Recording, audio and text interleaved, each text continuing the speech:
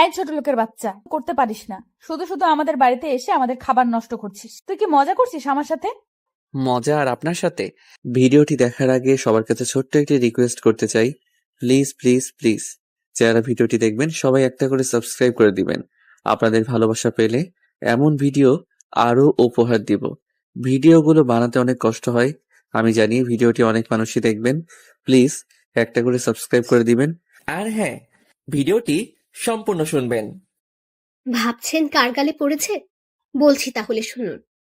আজকে চৌধুরী বাড়ির বড় মেয়ের এঙ্গেজমেন্ট। বাড়ি সাজানো হচ্ছে সুন্দর করে। রাহুল বাগানে ক্যাটারিং এর লোকদের সাথে কাজ করছিল। তখন কেউ এসে রাহুলের কলার ধরে ঘুরিয়েই রাহুলের গালে থাপ্পড় বসিয়ে দিল।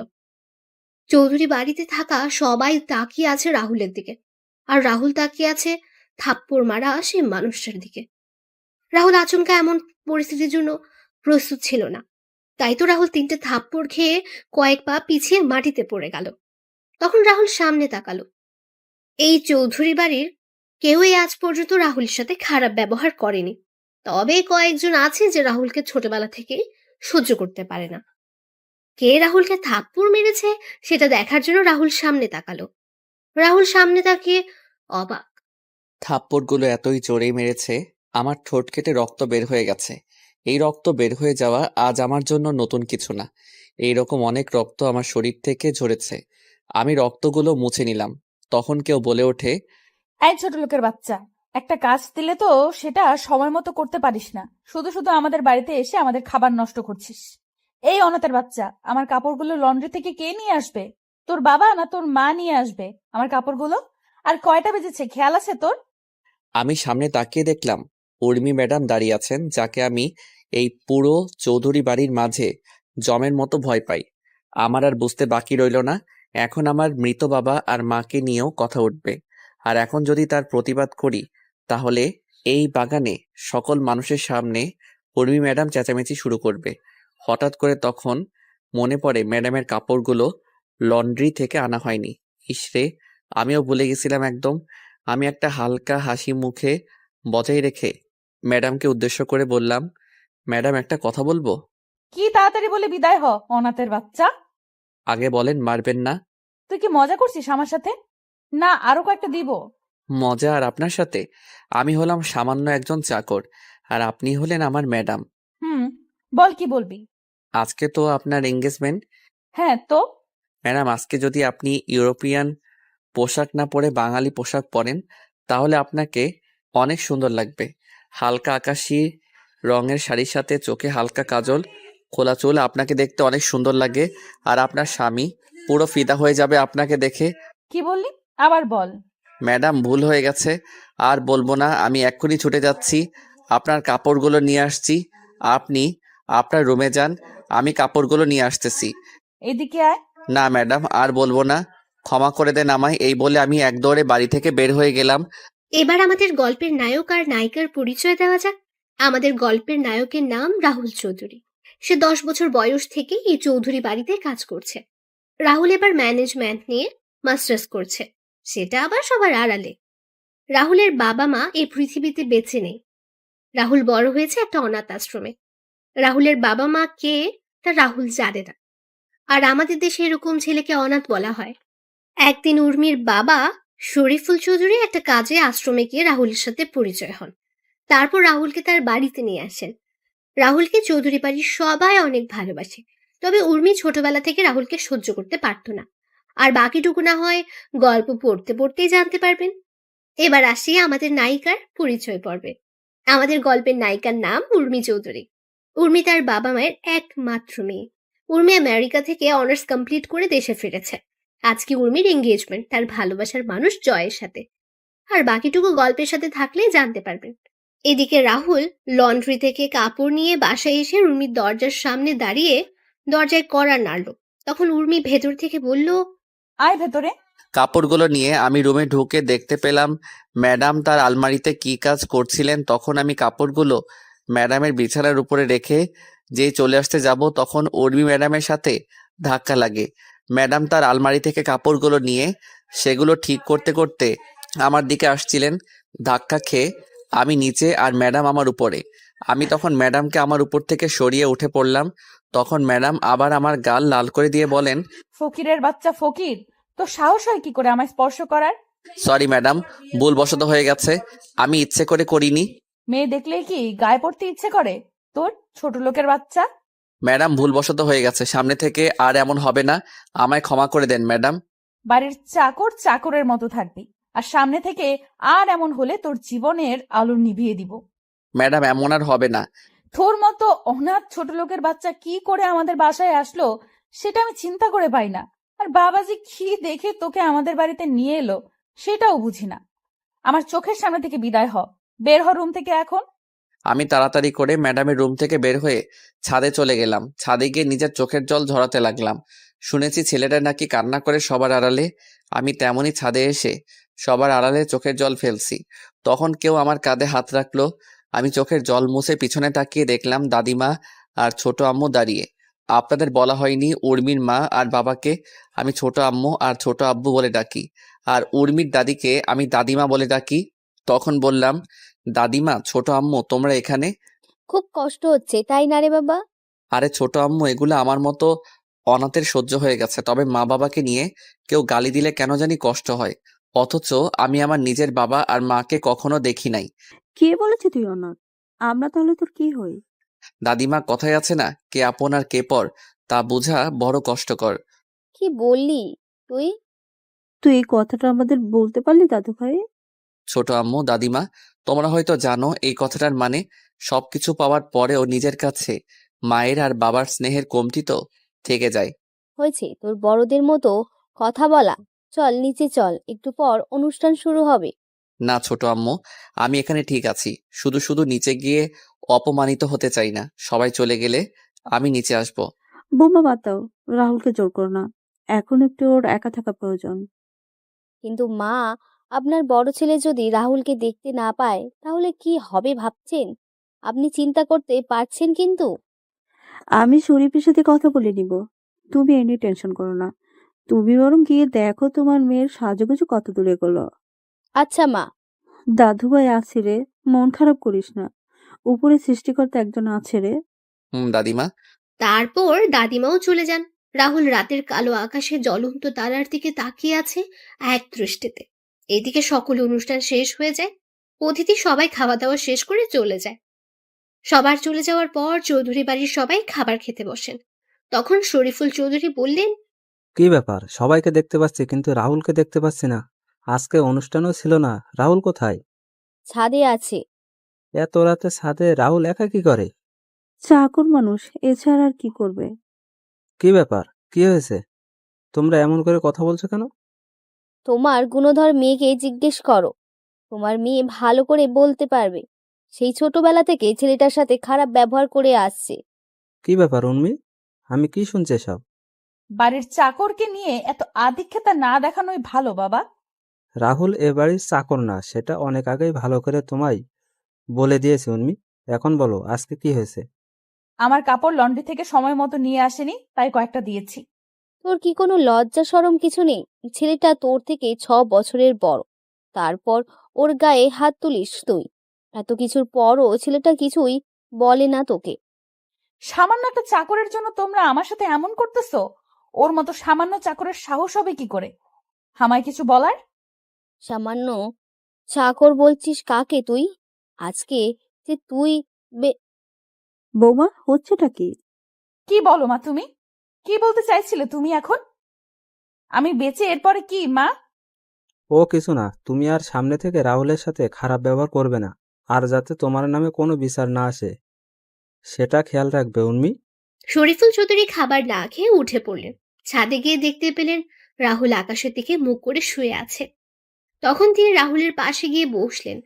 রাহুল হয়তো গভীর মনোযোগ দিয়ে আকাশের দিকে তাকিয়েছিল, যার জন্য কারো আসার শব্দ শুনতে পায়নি। তখন শরীফুল চৌধুরী রাহুলকে ধাক্কা দিলেন। রাহুল পাশে তাকিয়ে দেখলো তার ছোট আব্বু। তখন রাহুল বলল, ছোট আব্বু, তুমি কখন এলে? এই তো মাত্র আসলাম। কি করছিলি? তারা দেখছিলাম, ম্যাডামের এঙ্গেজমেন্টে সবকিছু শেষ হয়ে গেছে। হ্যাঁ। মন খারাপ তোর বাবা? না না ছোট আব্বু।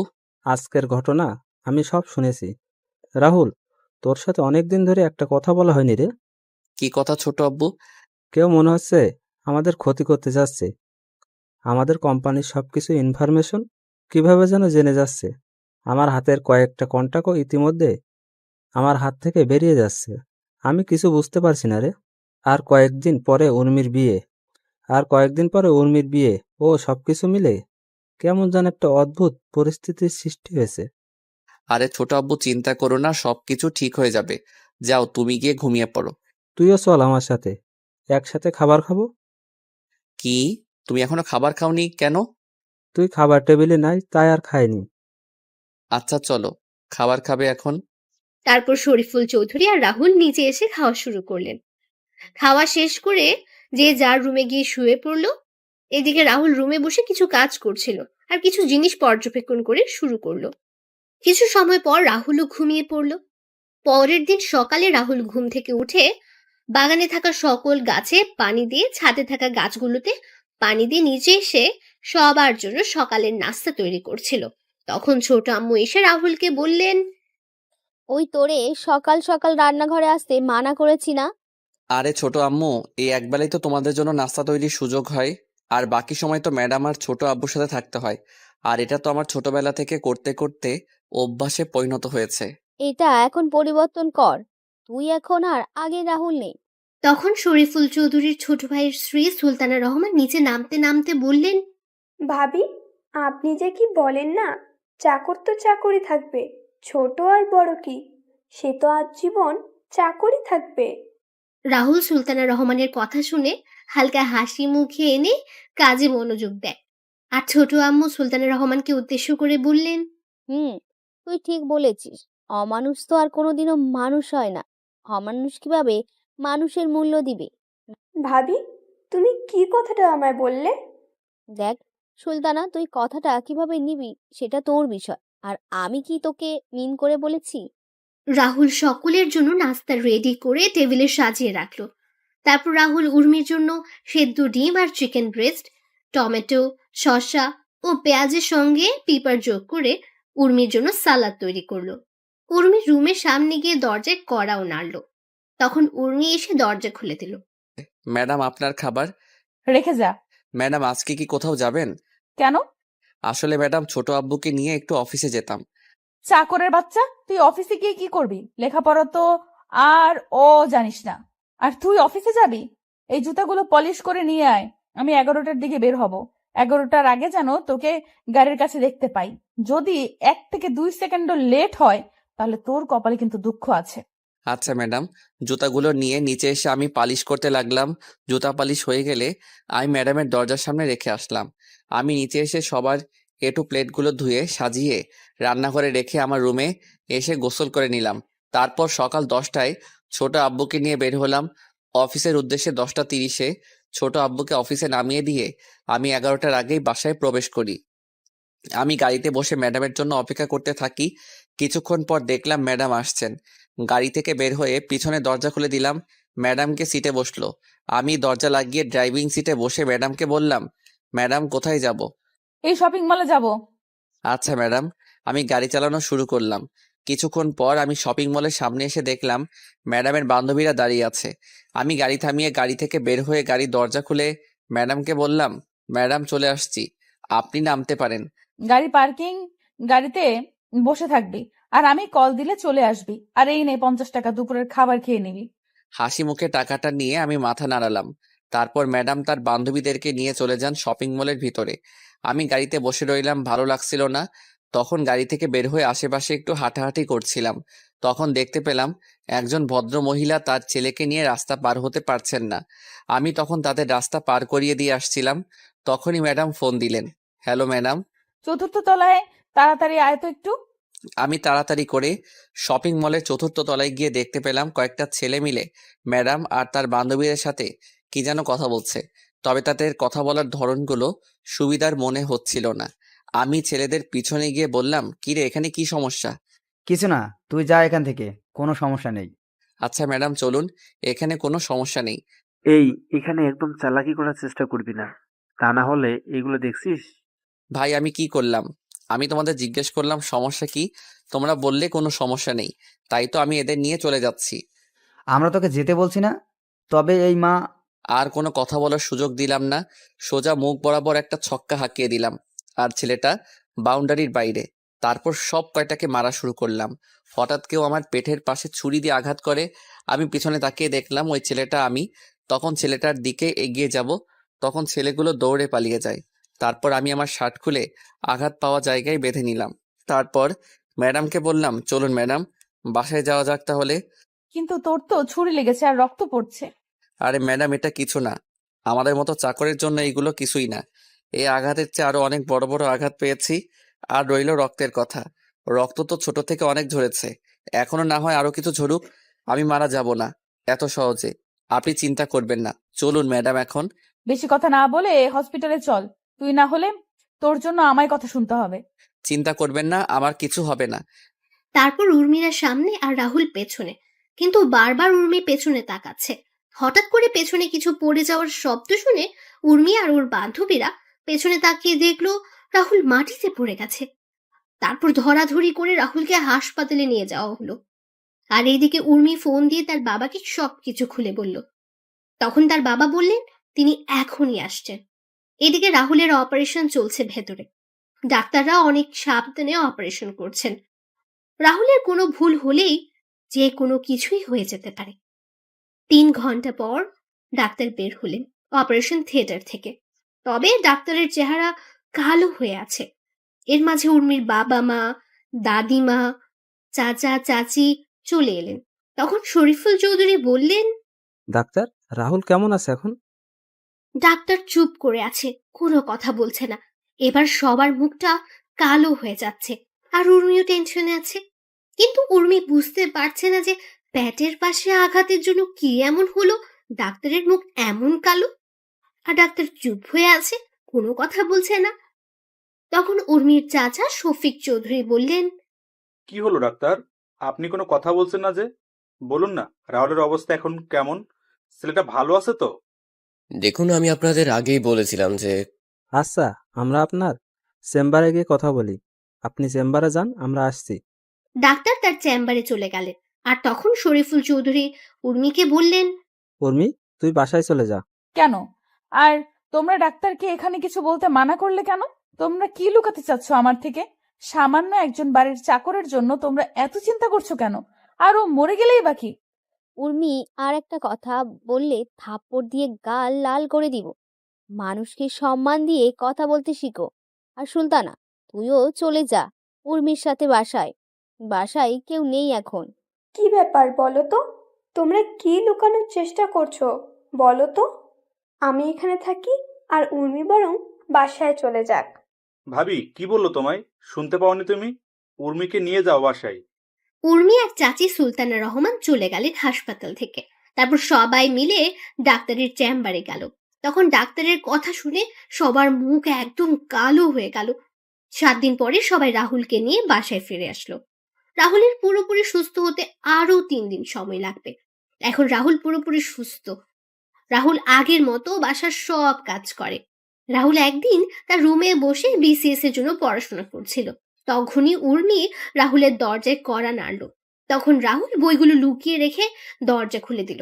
তখন উর্মি রাহুলের রুমে ঢুকে রাহুলকে বলল, শোন, আজকে বিকেলে আমি ফুফুদের গ্রামে যাব আর সেখানে কয়েকদিন থাকবো, তাই তুই তোর কিছু কাপড় সাথে করে নিয়ে নিস। ম্যাডাম, কারণটা কি জানতে পারি? তোর জানার দরকার নেই। উর্মি চলে গেল রাহুলের রুম থেকে। রাহুল দুপুরের খাবার খেয়ে নিজের রুমে এসে কাপড়গুলো গুছিয়ে নিল, তারপর ঘুমিয়ে পড়ল। 3:50 দিকে রাহুল ঘুম থেকে উঠে রেডি হয়ে নিল। তারপর ছোট আম্মু, দাদিমার, চাচিকে বলে রাহুল বাসা থেকে বের হয়ে গাড়িতে গিয়ে উর্মির জন্য অপেক্ষা করতে লাগলো। কিছুক্ষণ পর উর্মি একটা ব্যাগ নিয়ে বাসা থেকে বের হয়ে এলো।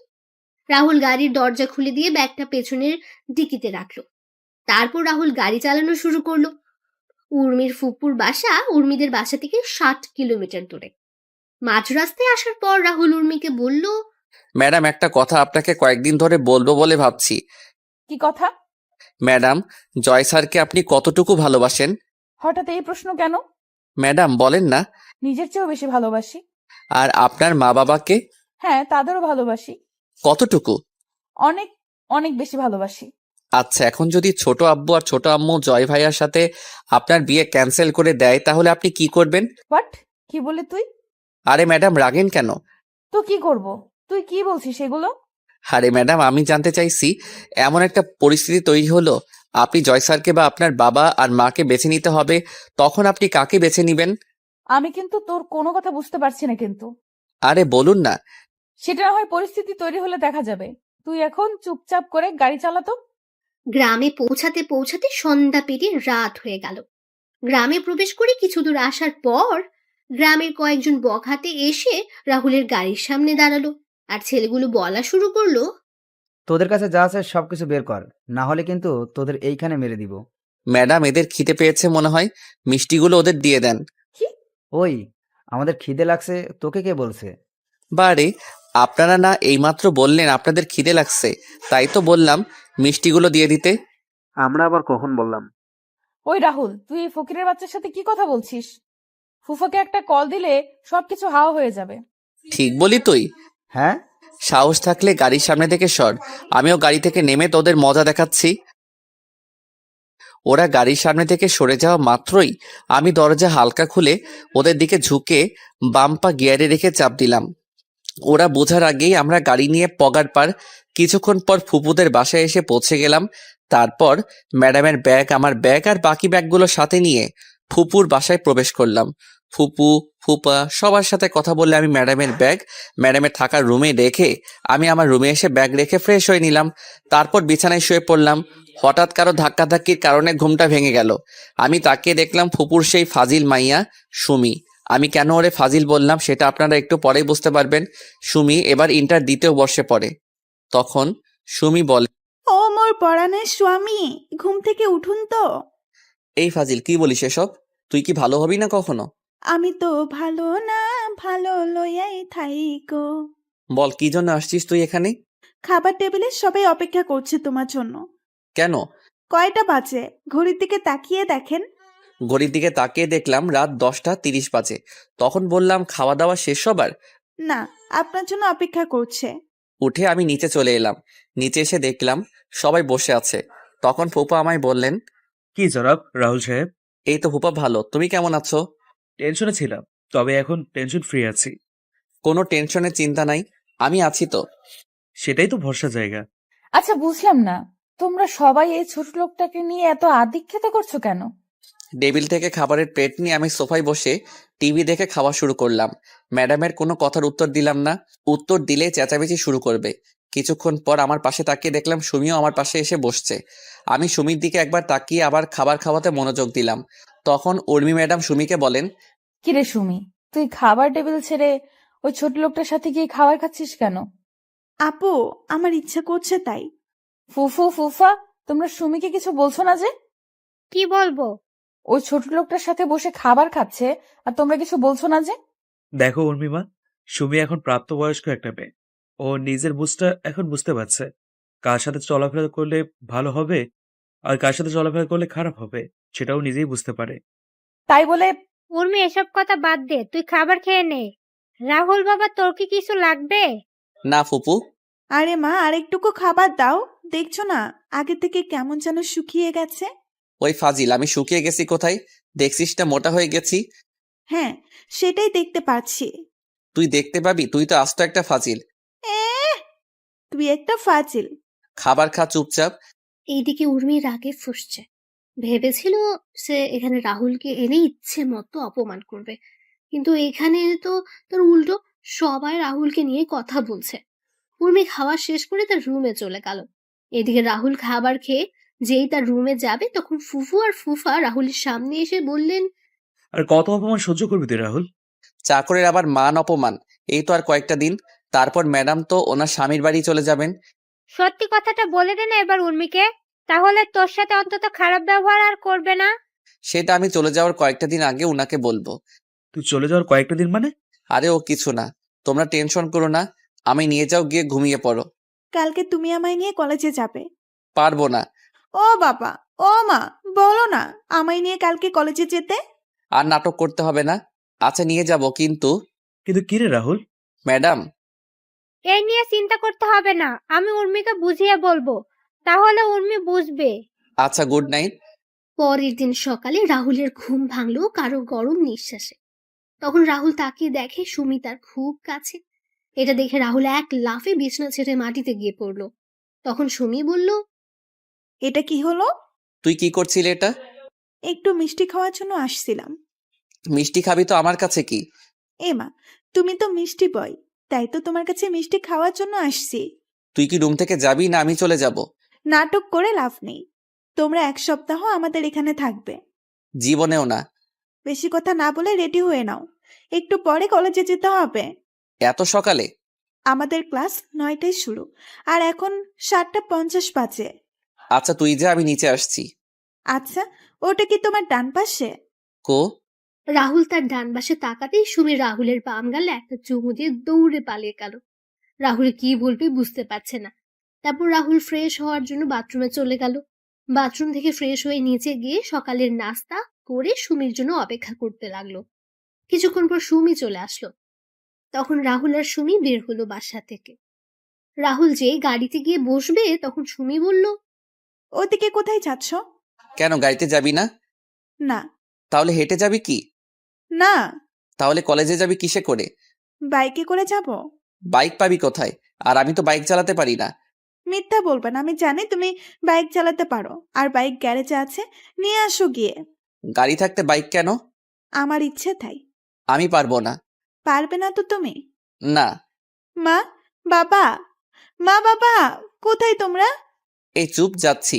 আমি, চাবি কই? বাইকে আছে। তারপর গ্যারেজে গিয়ে দেখতে পেলাম একটা নতুন বাইক, অ্যাপাচি আরটিআর 164B। তারপর বাইক স্টার্ট দিয়ে আমি গেটের সামনে এসে দাঁড়ালাম। সুমি এসে পিছনে বসলো। তখন আমি বললাম, এই নতুন বাইকটা কার জন্য কিনে আনা হয়েছে? তোমার জন্য। আমার জন্য মানে? যেদিন আমি শুনলাম তুমি আর উম্মি আপু আমাদের বাসায় আসবে আর 1 সপ্তাহ থাকবে, তখন আমি প্ল্যান করে বাবাকে বলে বাইক কিনে নিয়ে আসলাম। আর তুমি এভাবে আমায় নিয়ে প্রত্যেক দিন কলেজে নিয়ে যাবে। বাহ, ঢেকি স্বর্গে গেলেও ধান ভাঙবে। তুমি কি বললে এক্ষুনি? কিছু না। এই বলে আমি বাইক চালানো শুরু করলাম। কিছু দূর আসার পর সুমি আমায় জড়িয়ে ধরলো শক্ত করে। আমার কেন যেন অস্বস্তি হচ্ছিল। আমি তখন বাইকটা রাস্তার পাশে দাঁড় করালাম। কি হলো? তুই এভাবে আমায় জড়িয়ে ধরেছিস কেন? আমার ভয় করে তাই। ভয় যখন করে তাহলে বাইকে আসার জন্য পাগল হয়েছিলি কেন? সাথে তুমি আছো তাই। তুই যদি এভাবে জড়িয়ে ধরিস তাহলে আর বাইক চালাবো না, আর তোর কলেজ মিস হয়ে যাবে। তাহলে তো তোমার সাথে আরো সময় কাটাতে পারবো ভালো করে। কি বলো তুমি? দেখ বোন, তুই এসব কেন করছিস বলতো? কি বললি? তুই আমাকে তুই করে বলছিস কেন? আমি তোর কোন সম্পর্কে বোন লাগি? কেন, ফুফাতো বোন? তুই তো আর নিজের ফুফাতো ভাই না, আর এখন ফুফাতো ভাই বোনের মাঝে এসব হয়? কি সব হয়? চুপ। প্রেম, ভালোবাসা, বিয়ে, বাচ্চা। চুপ কর, আমি নিয়ে যাচ্ছি তোকে। এই বলে রাহুল গাড়ি চালানো শুরু করলো। কি হলো, বসে বললে যে? ম্যাডাম কল দিয়েছিল। আর কি? এখন বাসায় না গেলে আমার অবস্থা খারাপ করে দিবে বলেছে। আরে আপু কিছু করবে না, তোমায় ভয় দেখাচ্ছে আপু। না, লেট করা যাবে না। ম্যাডাম রেগে আছে অনেক। তুই বাইকে উঠে পড়। বাসায় গিয়ে আগে ম্যাডামের মেজাজটা ঠান্ডা করতে হবে, তা না হলে ম্যাডাম আমার অবস্থা খারাপ করে দিবে। তুমি না বললে আমায় কি বলবে? বেঁচে থাকলে পরে বলবো। তুই তাড়াতাড়ি করে বাইকে ওঠ। উঠছি। সুমি মন খারাপ করে বাইকে উঠে পড়লো। রাহুল বাইক চালাতে শুরু করে কিছুক্ষণ পর রাহুল বাসায় এসে পৌঁছে দেয়। সুমিকে নামিয়ে দিয়ে রাহুল বাইকটা গ্যারেজে রেখে সোজা উর্মির দরজার সামনে গিয়ে কড়া নাড়ল। তখন উর্মি বলল, ভেতরে আয়। আমি ভিতরে ঢুকতেই ম্যাডাম আমার সামনে এসে আমার গালে তার হাত দিয়ে 2বার মালিশ করে দিল। সাথে সাথে 2 হাত দিয়ে আমি আমার গালটা চেপে ধরি। এত জোরে মেরেছে, গালে ব্যথা করছে। আমি আমার হাতে দেখলাম রক্ত লেগে আছে। আমার আর বুঝতে বাকি রইল না, ম্যাডামের থাপ্পড়টা এতটা জোরে মেরেছে যার জন্য আমার ঠোঁট কেটে রক্ত পড়ছে। তখন ম্যাডাম রাগী কণ্ঠে আমায় বলে, তোকে এখানে কেন নিয়ে আসছি আমি? মাথা নিচু করে বললাম, ম্যাডাম আপনার সাথে থাকার জন্য। তাহলে তুই কি করেছিস? আসলে ম্যাডাম ফুপু আর ফুপা আমায় বলল যাওয়ার জন্য, তাই। তোরে আমি কি বললাম আমার মুখের উপর কখনো কোনো কথা বলবি না?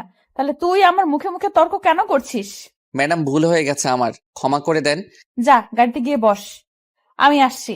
আর শোন, আর যদি এমন ভুল করিস তাহলে তোর কি হাল করব সেটা আমি নিজেই জানি না। আমি গাড়ির কাছে চলে এলাম। এইদিকে মাথাটাও ঘুরছে, কত জোরে বেড়েছে থাপ্পড়টা। কিছুক্ষণ পর উর্মি গাড়িতে এসে বসলো। তখন রাহুল বলল, ম্যাডাম কোথায় যাব?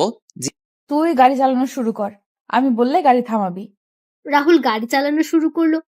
কিছু দূর যাওয়ার পর উর্মি রাহুলকে একটা বড় শপিং মলের সামনে গাড়ি থামাতে বলল। রাহুল গাড়ি থামিয়ে দরজা খুলে দিল।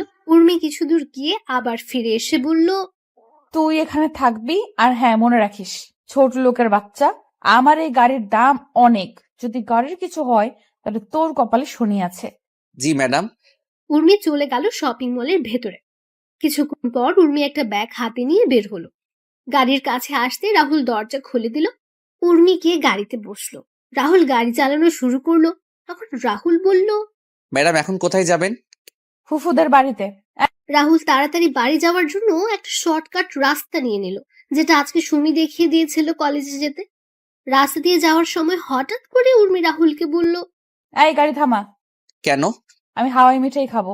ম্যাডাম সন্ধ্যা হয়ে যাচ্ছে, আর এই রাস্তা খুব একটা ভালো না। আর একটা কথা বলবি তো আমি তোর গাল লাল করে দিব। চুপচাপ গাড়ি দাঁড় করা। কিন্তু ম্যাডাম। রাতে দাঁত চেপে বললাম গাড়ি থামা বলছি। রাহুলের বাধ্য হয়ে গাড়ি দাঁড় করাতে হলো। উর্মি তাড়াতাড়ি করে গাড়ি থেকে নেমে হাওয়াই মিঠাইওয়ালার কাছে চলে গেল আর হাওয়াই মিঠাই খাওয়া শুরু করলো। রাহুল গাড়ির ভেতর বসে এক দৃষ্টিতে উর্মির মিঠাই খাওয়া দেখছে। উর্মি পুরো বাচ্চাদের মতো করে খাচ্ছে। তখনই সেখানে ওই দিনের ছেলেগুলো চলে এলো। এটা দেখে রাহুল গাড়ি থেকে নেমে উর্মির সামনে গিয়ে দাঁড়ালো। উর্মি তো সেদিকে কোনো খেয়ালই নেই, সে তার মতো করে খেয়ে যাচ্ছে। তারপর ছেলেগুলো শীষ বাজিয়ে উর্মির সামনে গেল। ছেলেগুলো উর্মির কাছে যাওয়ার আগে রাহুল উর্মির সামনে চলে এলো। তখন ছেলেগুলো বলল, কিরে, আজকেও কি তুই এই মেয়েকে নিয়ে যেতে পারবি? শুধু শুধু ঝামেলা করছেন কেন? ঝামেলা কোথায়? তুই চলে যা, আমাদের এই মেয়েকে ভালো লেগেছে, আমরা এর সাথে আজকে সারা রাত একটু মজা করব। ছেলেগুলোর কথা শুনে উর্মি খাওয়া থামিয়ে দিয়ে ছেলেটার গালে ঠাস ঠাস করে বসিয়ে দিল কয়েকটা, আর বলল, ফকিরের বাচ্চা, তুই আমায় নিয়ে এমন কথা বলার সাহস করলি কি করে? এই বলে ছেলেটার গালে শরীরের সমস্ত শক্তি দিয়ে আরো একটা চর বসিয়ে দিলাম। আরেকটা ছেলে যখন এগিয়ে আসবে তখন রাহুল ওই ছেলেকে মারা শুরু করলো। কিছুক্ষণ পর আরো কয়েকজন এসে ওই ছেলেদের সাথে যোগ দিল। রাহুল কোনো উপায় না পেয়ে উর্মিকে নিয়ে দৌড়ানো শুরু করলো। দৌড়তে দৌড়তে রাহুলরা আরেকটা গ্রামে চলে গেল। ওই গ্রামে গিয়ে রাহুলরা একটা মসজিদে আশ্রয় নিল আর মসজিদের মুয়াজ্জিনকে সব খুলে বলল। মুয়াজ্জিন সব শুনে রাহুল আর উর্মিকে বসতে বললেন। তিনি গ্রামের মুরব্বীদের খবর দিলেন। কিছুক্ষণ পর মুরব্বীরা আসলে রাহুল সবকিছু খুলে বলল আর তাদের সাহায্য চাইল। তখন মুরব্বীরা রাহুলদের নিয়ে একটা জায়গায় বসলেন। তারপর রাহুল আর উর্মিকে নানান প্রশ্ন জিজ্ঞেস করতে লাগলেন। রাহুল সব প্রশ্নের সঠিক উত্তর দিলেও উর্মি সবকিছুর উত্তর দেয়নি। রাহুল সবাইকে বলল উর্মি তার স্ত্রী, কারণ রাহুল গ্রামের মুরব্বীদের কথা বলার ধরন দেখে আগেই বুঝে ফেলেছে সবকিছু। উর্মি তখন রাহুলের সাথে মুরব্বীদেরও নানানভাবে কটূক্তি করলো। তখন মুরব্বীরা সবাই মিলে কাজে ডেকে উর্মি আর রাহুলের বিয়ে করিয়ে দিলেন। বিয়ে শেষ হয়ে গেলে রাহুল আর উর্মিকে তাদের গাড়ি পর্যন্ত এগিয়ে দিলেন। রাহুল সবাইকে বিদায় দিয়ে গাড়িতে উঠে বসলো এবং উর্মিকেও গাড়িতে উঠালো। রাহুল গাড়ি চালিয়ে কিছু দূর আসার পর উর্মি রাহুলকে গালি দিয়ে বলল, এই চাকরের বাচ্চা চাকর, তোর সাহস হলো কি করে আমায় তোর বউ বলার? এছাড়া কোনো উপায় ছিল না। আমি সবকিছু ঠিক করে নিয়েছিলাম, কিন্তু আপনি সবকিছু ভেস্তে দিলেন। তুই বাড়ির সামান্য চাকর হয়ে আমায় তোর বউ বলবি, সেটা আমি আবার মেনে নেব? তুই ভাবলি কি করে? ম্যাডাম, আপনি গ্রামের মুরব্বীদের কথার মানে বুঝবেন না, আর মুরব্বীদের কথার উত্তর দিতে পারবেন না, তাই আমি আপনাকে আমার বউ বলেছি। আপনি যদি আমার সাথে তাল মিলিয়ে কথা বলতেন তাহলে আজকে আপনার সাথে আমার বিয়ে কখনো হতো না। আপনি আপনার জেদ আর ইগুর জন্য আজকের এই পরিস্থিতির সৃষ্টি হয়েছে। আমি এই বিয়ে মানি না, আর তোকে আমার স্বামী বলেও মানি না। আমি এই কয়েকদিন পরে তোকে ডিভোর্স দিয়ে দিব। আমারও কোনো ইচ্ছে নেই আপনার মতো পাগল আর উন্মাদ মেয়েকে বিয়ে করার। কি বললি, ছোট লোকের বাচ্চা তুই? হ্যাঁ, ঠিক বলেছি। আমায় কি পাগল করতে কামড়াইছে যে আপনাকে আমার বিয়ে করতে হবে? ভাগ্য খারাপ আর পরিস্থিতির জন্য আপনাকে বিয়ে করতে হয়েছে। এবার কিন্তু তুই তোর লিমিট ক্রস করছিস। ও, আপনি এখন আমায় লিমিট ক্রস করছি বলছেন? সামান্য কয়েকটা কথা বলতেই আপনার লিমিট আমি অতিক্রম করে ফেলেছি? আরে আপনি যে আমায় ছোটবেলা থেকে অনেক কথা বলেছেন, তাহলে কি আপনি লিমিট ক্রস করেননি? শুনুন ম্যাডাম, মানুষের আসল পরিচয় তার সৌন্দর্য বা টাকা পয়সা নয়। তার আসল পরিচয় হলো তার ব্যবহার, তার চরিত্র দিয়ে। আপনারা বড়লোকরা মানুষকে বিচার করেন টাকা পয়সা দিয়ে, তাই হয়তো কোনো মানুষ আপনাকে ধোঁকা দিবে সেটা বুঝে উঠতে পারেন না। আপনারা মনে করেন টাকা পয়সা থাকলেই আসল সুখ, কিন্তু ম্যাডাম সেটা সত্যি না। সত্যিটা হলো মানুষের ভালো কাজে একজন মানুষের আসল শান্তি। আপনি যদি রাতের বেলা ঘুমানোর আগে শুয়ে শুয়ে চিন্তা করেন কালকে কত টাকা ইনকাম করব, কালকে কোথায় কোথায় পার্টি করব, তাহলে হয়তো আপনি ঘুমাতে পারবেন, কিন্তু শান্তির ঘুম ঘুমাতে পারবেন না। আবার আপনি যদি চিন্তা করেন আজকের দিনে আপনি কতজন মানুষের সাথে ভালো ব্যবহার করেছেন আর কয়জন মানুষকে সাহায্য করেছেন, সেটা মনে হলে আলাদা একটা শান্তি নিজের ভিতর অনুভব করবেন, আর তখনই ঘুমটাও শান্তির হবে। রাহুলের কথাগুলো প্রথমে উর্মির ভালো না লাগলেও পরে কেন যেন রাহুলের বলা কথাগুলো শুনতে ভালো লাগছিল। তখন রাহুল আবার বলল, ম্যাডাম চিন্তা করবেন না, আজকের বিষয়টা কেউ জানবে না, আর কয়েকদিন পরে আমি ডিভোর্স পেপারে স্বাক্ষর করে আপনাকে দিয়ে দিব। কথা বলতে বলতে রাহুলরা বাসায় চলে এলো। উর্মি গাড়ি থেকে নেমে বাসার ভেতরে চলে গেল। রাহুল গাড়ি পার্কিং করে বাসার ভেতরে প্রবেশ করলো। তখন ফুপ্পা বলল, কোথায় গিয়েছিলে তোরা? ম্যাডাম কি যেন কাজ ছিল, তাই ম্যাডামকে নিয়ে গেছিলাম। সন্ধ্যার পরে কোথাও বের হবি না। গ্রামের সন্ধ্যার পরে কোথাও বের হবি না। গ্রামের পরিবেশ সন্ধ্যা পরেই পাল্টে যায়। আচ্ছা। রাহুল তার রুমে চলে গেল। রাতের খাবার খাওয়ার সময় ফুফু বলল, উর্মি মা, তোর কোনো অসুবিধা হচ্ছে না তো? না ফুফু, আমার কোনো সমস্যা হচ্ছে না। উর্মিমা, তুই চাইলে কালকে সুমির সাথে সুমির কলেজে যেতে পারিস। তাছাড়া রাহুলও সুমিকে নিয়ে সুমির কলেজে যায়। কলেজে গিয়ে তোরও ভালো লাগবে। তোর ফুপু তো তার কাজ নিয়ে বিজি, আমিও আমার অফিস নিয়ে। তুই একা একা বাসায় থাকবি? আপু যাবে না আমার কলেজে, তাই না আপু? আমি তোকে কখন বললাম আমি যাব না কলেজে? তুই না কালকে বললি যাবি না আমার কলেজে। তখন ইচ্ছে হয়নি, এখন আমার ইচ্ছে হয়েছে তাই। রাহুল সোফায় বসে টিভি দেখছে আর খাবার খাচ্ছে। এদিকে উর্মি কালকে কলেজে যাবে শুনেই সুমির অনেক রাগ হচ্ছে। সুমির রাগ হচ্ছে তার বাবার উপর। তিনি কেন উর্মিকে তাদের সাথে কলেজে যেতে বলেছেন? উর্মি মন খারাপ করে খাবার নাড়াচাড়া করছে। তখন সুমির মা বলল, কি রে সুমি, খাচ্ছিস না কেন? খাচ্ছি তো। সুমি, তুই কোনো কিছু নিয়ে টেনশন করেছিস? আস্তে আস্তে করে বললাম, তুই তো আমার আসল টেনশনের কারণ আপু। কালকে কলেজে গিয়ে যে তুই কি করবি সেটা নিয়ে আমি টেনশনে আছি রে বোন। কি রে, কিছু বলছিস না যে? কালকের বাসের জন্য অপেক্ষা করছি। কিসের বাস? সেটা তুমি বুঝবে না। তারপর খাবার শেষ করে যে যার রুমে চলে গেল। রাহুলও তার রুমে গিয়ে ঘুমিয়ে পড়ল। পরের দিন সকালে রাহুল ঘুম থেকে উঠে সকালের নাস্তা শেষ করে মোবাইলে গেমস খেলা শুরু করলো। এদিকে উর্মি আর সুমি সকালের নাস্তা শেষ করে নিজেদের রুমে গিয়ে কলেজে যাওয়ার জন্য রেডি হচ্ছে। কিছুক্ষণ পর উর্মি আর সুমি রেডি হয়ে নিচে আসলো, আর রাহুল কোনো দিকে নজর না দিয়ে নিজের মোবাইলের স্ক্রিনের দিকে তাকিয়ে রইল। তখন সুমি বলল, এই যে হ্যালো। ব্যস্ত আছি, এখন প্লিজ ডিস্টার্ব করবেন না, তাহলে তো খারাপ হয়ে যাবে। চুপ কর, না হলে তোর। রাহুলের কোনো দিকেই খেয়াল নেই, সে শুধু তার গেম নিয়েই ব্যস্ত। সুমি কোনো উপায় না পেয়ে রাহুলকে জোরে একটা ধাক্কা মারল। সুমির ধাক্কায় রাহুলের জ্ঞান ফিরল। তখন রাহুল সামনে তাকিয়ে দেখতে পেল উর্মি আর সুমি দাঁড়িয়ে আছে। রাহুল ফোন রেখে তাড়াতাড়ি করে গাড়ির কাছে চলে গেল। রাহুলের পেছন পেছন উর্মি আর সুমি গাড়ির কাছে চলে এলো। রাহুল দরজা খুলে দিল। উর্মি পেছনের সিটে গিয়ে বসলো আর সুমি রাহুলের পাশের সিটে গিয়ে বসলো। রাহুল গাড়ি চালানো শুরু করলো।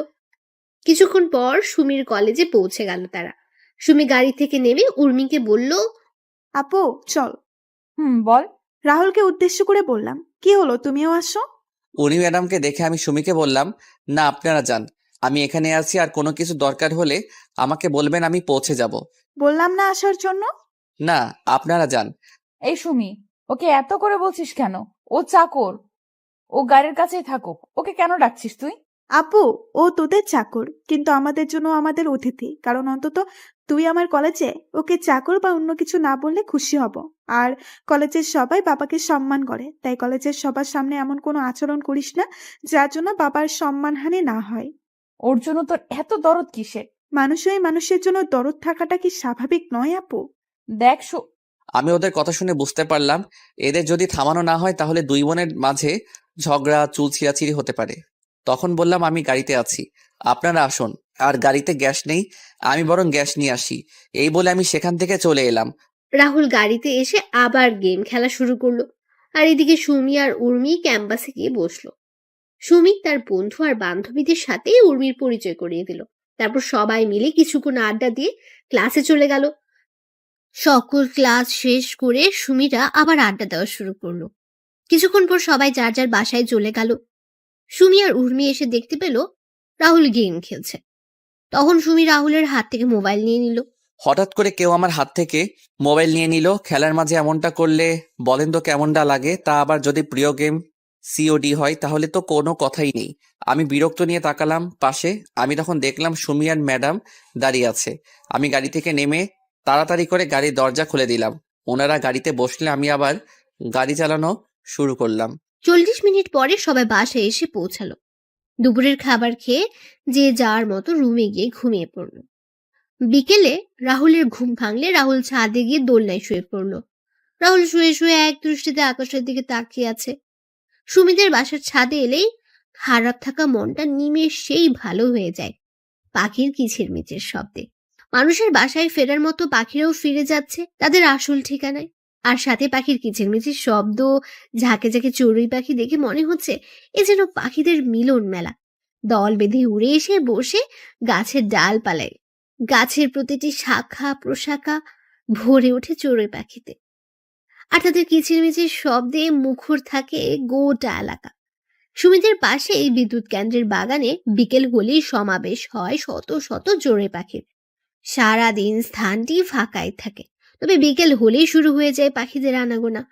ঝাঁকে ঝাঁকে চড়ুই পাখি এসে বসে থাকে পল্লী বিদ্যুৎ সংলগ্ন আশেপাশের গাছপালাগুলোতে। সন্ধ্যার আগ মুহূর্ত পর্যন্ত হাজার হাজার পাখি এসে জড়ো হয় এলাকাটিতে। পাখিদের কলকাকলিতে মুখর হয়ে ওঠে পুরো এলাকা। এ সময় এক অপূর্ব পরিবেশের সৃষ্টি হয়। তখনই রাহুল কারো ছাদের আসার শব্দ শুনতে পেল। রাহুল তাকিয়ে দেখলো সুমি আর উর্মি ছাদে এসেছে। রাহুল সেটা দেখে না দেখার ভান করে শুয়ে শুয়ে পাখিদের আনাগোনা দেখছে। তখন উর্মি সুমিকে বলল, দেখ কেমন করে শুয়ে আছে। ও শুয়ে আছে তাতে তোর কি আপু? আমরা এখানে আসছি সেটি কেউ চোখে দেখতে পাচ্ছে না। আচ্ছা আপু, তুই আমায় একটা কথা বলবি? কি কথা বল। রাহুল কি ছোট থেকে আজ পর্যন্ত তোর সাথে কোনো খারাপ ব্যবহার করেছে?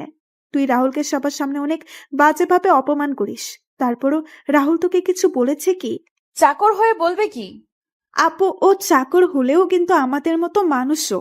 আচ্ছা আপু, আজকে যদি রাহুল চাকর না হয়ে কোনো ধনী ছেলে হতো, আর তুই যদি রাহুলের জায়গায় থাকতি, তাহলে তুই যেভাবে রাহুলকে আঘাত করিস, তাকে অনেক বাজেভাবে সবার সামনে ট্রিট করিস, সেগুলো রাহুল যদি তোর সাথে করতো, তাহলে তুই কি সেগুলো সহ্য করে নিতি? আপু, আমরা যেমন কষ্ট পেলে সেগুলো সহজেই প্রকাশ করতে পারি, কিন্তু রাহুল কষ্টগুলো সহজেই প্রকাশ করতে পারে না। রাহুল তার মনের কষ্টগুলো নিজের মাঝে জমিয়ে রাখে। জানিস তো আপু, মানে যখন তার নিজের কষ্টগুলো কারোর সাথে শেয়ার করতে পারে না, তখন আকাশের দিকে তাকিয়ে সেই কষ্টগুলো শেয়ার করে। আপু, তারপরেও যদি তুই চাস, তাহলে আমি রাহুলকে এখান থেকে তুলে দিচ্ছি। সুমির কথাগুলো শুনে কেন যেন উর্মির মনে কিছুটা মায়া হলো রাহুলের জন্য। তখন উর্মি রাহুলের চেহারার দিকে তাকালো। আসলেই তো, রাহুলের চেহারায় কষ্টের চাপ। তখন উর্মি মনে মনে বলল, সত্যি তো, ওর চেহারায় কষ্টের ছাপ স্পষ্ট। না, আমার ওর সাথে এমনটা করা ঠিক হয়নি। সত্যি তো, আমি কষ্ট পেলে আমার কষ্টগুলো মা বাবা বা পরিবারের সবার সাথে শেয়ার করতে পারি, কিন্তু রাহুলের তো কোনো পরিবার নেই যে রাহুল তার কষ্টগুলো কারোর সাথে শেয়ার করবে। আমার শত অপমান সহ্য করেও আমায় কোনো একটা কটু কথা বলেনি, কিন্তু রাহুলকে দেখলেই কেন জানি অনেক রাগ হয়। নিজের রাগটাকে কেন জানি কন্ট্রোল করতে পারি না। না, সামনে থেকে ওর সাথে আর এমন করব না। এদিকেও সুমি তাকিয়ে দেখতে পেল উর্মি রাহুলের দিকে তাকিয়ে আছে। তখন সুমি উর্মিকে ধাক্কা দিয়ে বলল, আচ্ছা আপু, তুই দাঁড়া, আমি রাহুলকে তুলে দিচ্ছি দোলনা থেকে। সুমিকে আটকিয়ে দিয়ে বললাম, না লাগবে না, চল নিচে চল, ও ওর মতো থাকুক। চল ফুফু আর ফুফার সাথে কথা বলি গিয়ে। সুমি উর্মির কথা শুনে একটু মুচকি হাসলো। উর্মি সুমিকে আর কথা বলার সুযোগ না দিয়ে নিচে চলে গেল। সন্ধ্যাবেলা রাহুল ছাদ থেকে নেমে নিচে চলে গেল। সবাই একসাথে বসে নাস্তা করলো সন্ধ্যায়। কিন্তু রাহুলকে দেখে মনে হচ্ছে রাহুল কিছু নিয়ে টেনশনে আছে। তখন ফুফু রাহুলকে বললেন, কি রে রাহুল, কি হয়েছে তোর? তুই এত চুপচাপ বসে আছিস যে? আর কাকে কল দিছিস বারবার? ফুফুর কথা শুনে সবাই রাহুলের দিকে তাকালো। তখন ফুফা রাহুলকে প্রশ্ন করলেন, কি রে রাহুল, কি হয়েছে? কোনো কিছু সমস্যা হয়েছে কি? ফুপা, মনে হচ্ছে কিছু একটা সমস্যা হয়েছে। কি সমস্যা? বাড়িতে কল দিচ্ছি কিন্তু কেউ কল রিসিভ করছে না, সবার ফোন বন্ধ দেখাচ্ছে। আরে চিন্তা করিস না, সব ঠিক হয়ে যাবে। সবাই হয়তো কোনো কাজে ব্যস্ত আছে, তাই ফোন ধরছে না। রাহুলের কথা শুনে উর্মি ফোন দিল তার বাবা চাচা চাচির নম্বরে, কিন্তু সবার ফোন বন্ধ দেখাচ্ছে। তখন উর্মি বলল, ফুফা, ও তো ঠিক বলছে, সবার ফোন বন্ধ। আমি এখন কল দিয়েছিলাম। ফুপা আমার মনে হয় একার ফুপা আমার মনে হয় একবার বাড়িতে যাওয়া আমার উচিত হবে। আরে চিন্তা করিস না, রাতে কোনো কাজে ব্যস্ত আছে হয়তো, তাই ধরছে না। আর কালকে কথা হয়েছিল আমার ভাইয়ের সাথে, ভাই বললো আজকে কি যেন একটা বড় ডিল হবে, তাই সবাই ওই কাজে বিজি এখন, তার জন্য হয়তো কল ধরছে না। চিন্তা করিস না, হাতের কাজ শেষ হলে তোদের সাথে যোগাযোগ করবে। আরে তোরা খাওয়া দাওয়া কর শান্তিতে। রাহুলের কেমন যেন টেনশন হচ্ছে। রাহুল একের পর এক কল দিয়ে যাচ্ছে কিন্তু ফোন বন্ধ আসছে। রাতের খাবার খেয়ে সবাই ঘুমিয়ে পড়ল। পরের দিন সকালে রাহুল সুমিকে নিয়ে কলেজে গেল। কলেজ থেকে ফেরার পথে সুমি রাহুলকে গাড়ি থামানোর জন্য বলল। রাহুল গাড়ি থামিয়ে বলল, কি হলো, এভাবে গাড়ি থামানোর মানে কি? তোমার সাথে আমার কথা আছে। তোর মতে পিচ্ছির আবার কি কথা? আরে আমার কথা শুনবে না? আমায় রাগাবে? আচ্ছা বল, কি বলবি? I think. তুমি চিন্তা করো। আরে আগে আমার পুরো কথাটা তো শুনবেন। জি বলেন, কি বলবেন? আমি মনে করি আমি তো। সুমি আর কিছু বলার আগেই রাহুলের ফোন বেজে উঠল। রাহুল সুমিকে থামিয়ে ফোন বের করে দেখতে পেল একটা অপরিচিত নম্বর থেকে কল এসেছে। অপরিচিত নম্বর দেখে রাহুল কল রিসিভ করেনি, কিন্তু কয়েকবার রিং হওয়ার পর রাহুল ফোন রিসিভ করে বলল, হ্যালো, কে বলছেন? রাহুলের প্রশ্ন শুনে ওপাশ থেকে কি উত্তর আসলো সেটা শোনা যায়নি। তবে রাহুল যা শুনলো সেটা শুনে রাহুল কিছু বলবে তার শক্তি বোধ হয় রাহুলের শরীরেই নেই। কিছু বলার আগে রাহুল যা শুনতে পায় তাতে করে রাহুলের মাথায় যেন আকাশ ভেঙে পড়ল। রাহুল মাথায় হাত দিয়ে বসে পড়ল মাটিতে। তখন সুমি রাহুলের কাছে এসে রাহুলের ফোন হাতে নিয়ে বলল, হ্যালো, কে? হ্যালো, কি হলো? কথা বলছেন না যে? ওপাশ থেকে কোনো কথা বলছে না, শুধু চাপা কান্নার আওয়াজে ভেসে আসছে। তারপর ফোন কেটে দিলাম। রাহুলের কাছে গিয়ে রাহুলকে বললাম, কি হলো, হঠাৎ করে বসে পড়লে কেন? আর কে কল দিয়েছিল? কি বললো ফোন দিয়ে? রাহুল কোনো কথা বলছে না, মাথায় হাত দিয়ে নিচু হয়ে বসে আছে। সুমি একের পর এক প্রশ্ন করেই যাচ্ছে, কিন্তু রাহুল কিছুই বলছে না। হঠাৎ করে রাহুল বসা থেকে দাঁড়িয়ে গেল। রাহুল বলল, এখন আমায় বাসায় যেতে হবে। কেন? সবকিছু ডিটেলসে বলা যাবে না। কিন্তু তুমি না বললে কি বলবে আমায়? কিছু না, বাইকে ওঠো। না, তুমি আগে বলো আমায় কি বলতে চেয়েছিলে। সুমি প্লিজ দয়া করে বাইকে ওঠো, আমায় এখন বাসায় যাওয়া লাগবে। না, বলছি তো না। তাহলে থাকো তুমি। এই বলে আমি বাইক চালিয়ে বাসায় চলে এলাম। বাসায় এসে ম্যাডামকে ডাকতে ডাকতে লাগলাম, ম্যাডাম ম্যাডাম ম্যাডাম। উর্মি রুমে বসে কানে হেডফোন গুঁজে গান শুনছিল, যার কারণে রাহুলের চিৎকার শুনতেও পাচ্ছিল না। তখন রান্নাঘর থেকে ফুফু বের হয়ে এসে বললেন, কি রে রাহুল, এভাবে চিৎকার করছিস কেন? কি হয়েছে তোর? এত কিছু বলার সময় নাই, আমাদের এখন বের হতে হবে। বের হবি মানে? ফুপু পরে সব বলবো। ম্যাডাম কোথায়? উর্মি তো ওর রুমে আছে। রাহুল তাড়াতাড়ি করে সিঁড়ি বেয়ে উর্মির রুমে গিয়ে দরজা নক না করে উর্মির রুমে ঢুকে পড়ল। রাহুল রুমে ঢুকে দেখতে পেল উর্মি কানে হেডফোন লাগিয়ে উল্টো হয়ে শুয়ে আছে। তখন রাহুল গিয়ে উর্মির কান থেকে হেডফোন খুলে ফেলল।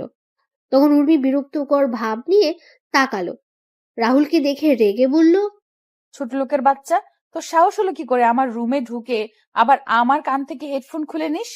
সরি ম্যাডাম, আপনাকে আমি নিচে থেকে অনেক ডাকছিলাম, কিন্তু আপনি শুনতে পাননি, তাই আমি রুমে এসে হেডফোন খুলতে বাধ্য হই। তুই বেশি কথা বলছিস কেন? তোকে কি আমি সাফাই দিতে বলছি? এখন বল, কি হয়েছে? আমাদের এখান থেকে বেরোতে হবে। কেন? সেটা গেলেই জানতে পারবেন। আমি যাব না, আমি আরো কয়েকদিন থাকবো এখানে। প্লিজ ম্যাডাম চলুন, আমি আপনার পায়ে পড়ি, প্লিজ ম্যাডাম প্লিজ। চুপচাপ রুম থেকে বের হ বলছি, না হলে তোকে। এবার আর নিজের ডাকটা সামলাতে পারলাম না, তখন বললাম, না হলে কি করবি তুই? ছোটবেলা থেকেই তো আমায় অপমান করে আসছিস, আর এখন নতুন কি করবি তুই? ছোট লোকের বাচ্চা, তুই আমায় তুই করে কথা বলছিস? তোকে তো আমি। উর্মি যেই রাহুলকে মারার জন্য হাত তুললো, তখন রাহুল উর্মির গালে ঠাস ঠাস করে দুটো থাপ্পড় বসিয়ে দিল। উর্মি থাপ্পড়গুলো খেয়ে অবাক হয়ে রাহুলের দিকে তাকিয়ে আছে। তখন রাহুল বলল, কোনো কথা না বলে চুপচাপ গাড়িতে গিয়ে বসেন। কুত্তার বাচ্চা, তুই আমায় থাপ্পড় মারলি, দেখ আমি তোর কি অবস্থা করি।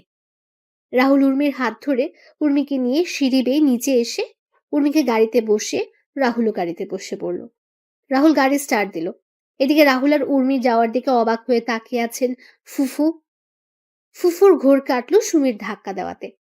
তখন সুমি তার মাকে বলল, মা, কি হলো? তুমি এখানে কি করছো? রাহুল হঠাৎ করে বাসায় এসে উর্মিকে জোর করে গাড়িতে তুলে নিয়ে চলে গেল। ওরা চলে গেল আর তুমি ওদের আটকাতে পারলে না? রাহুল তো কোনো কথা বলার সুযোগই দিল না। ধুর, তুমি যে কি করো! কথাটা বলে সুমি ঘরে ভেতরে ঢুকে সোফায় বসে রাহুলের নম্বরে কল দিল, কিন্তু রাহুল বারবার ফোন কেটে দিচ্ছে। এদিকে উর্মি রাহুলকে নানা রকমের কথা বলে গালি দিচ্ছিল, কিন্তু রাহুল সেই দিকে কোনো কথাই কানে নিচ্ছিল না। রাহুল গাড়ি বেপরোয়া গতিতে চালাতে শুরু করলে রাহুলকে উর্মি বলল, ছোট লোকের বাচ্চা, কি করছিস কি? গাড়ি এভাবে চালাচ্ছিস কেন? গাড়ির কোনো ক্ষতি হলে তোর অবস্থাও কিন্তু খারাপ হয়ে যাবে। অবশ্য তোর আজকে এমন অবস্থা করব সেটা তুই কল্পনাও করতে পারবি না। আমার গায়ে হাত তোলা, তাই না? তুই বুঝবি এ উর্মি চৌধুরী কি জিনিস। উর্মি ম্যাডাম পাগলের মতো তার প্রলাপ করেই যাচ্ছেন। আমি সেদিকে মনোযোগ না দিয়ে আমি চিন্তা করছি ফোনে আসার খবরটা যেন সত্যি না হয়। আমরা বাসায় পৌঁছাতে পৌঁছাতে বোধহয় অনেক লেট করে ফেলেছি। আমরা বাসায় এসে দেখতে পেলাম সবাই বাসার বাগানে বসে আছে। আমি গাড়ি থেকে সবার কাছে গিয়ে ছোট আব্বুকে বললাম, ছোট আব্বু তোমরা এখানে? বাবারে, আমাদের সবকিছু কেড়ে নিয়েছো। কে ছোট আব্বু? আমরা ওকে নিজের ছেলের মতোই মনে করতাম, কিন্তু ও যে আমাদের পিছন দিয়ে চোরের মতোই ছুরি মেরে দিল, এটাই হয়তো আমাদের কপালে লেখা ছিল। ছোট আম্মু, ছোট আব্বু, চাচা চাচি, দাদিমা কান্না করছে। সবচেয়ে আমার কষ্ট লাগছে দাদিমার জন্য। দাদিমাকে এই বয়সে এভাবে বাসার বাইরে থাকতে হবে। সবাইকে শান্ত করার চেষ্টা করছিলাম, তখন ম্যাডাম ছোট আম্মুকে বললেন, মা, তোমরা এভাবে বাসার বাইরে কেন?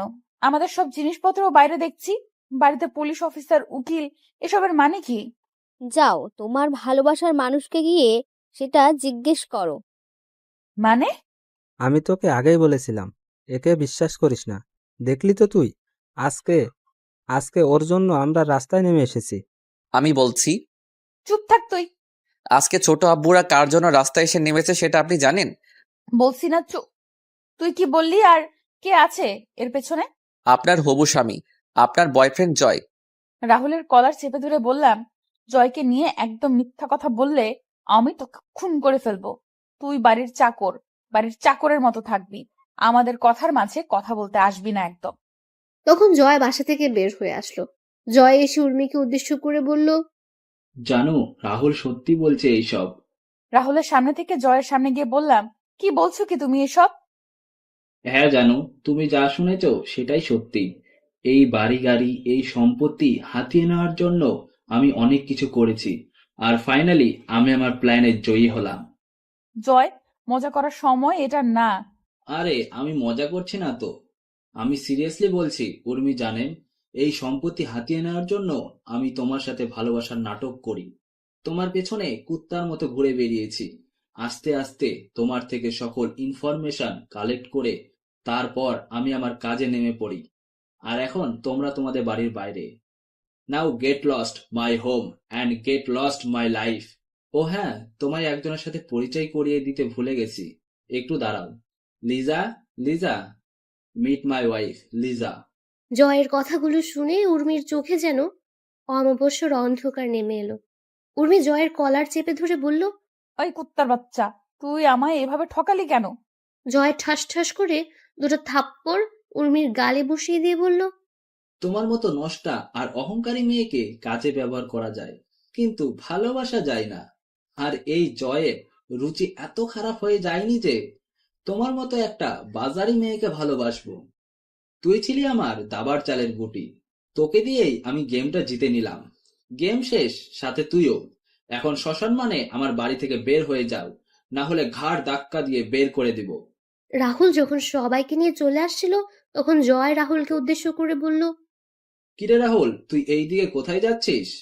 তুই চাইলেই থাকতে পারিস আমাদের সাথে, আর ওদের মতো এত পশু না যে তোর সাথে খারাপ ব্যবহার করব।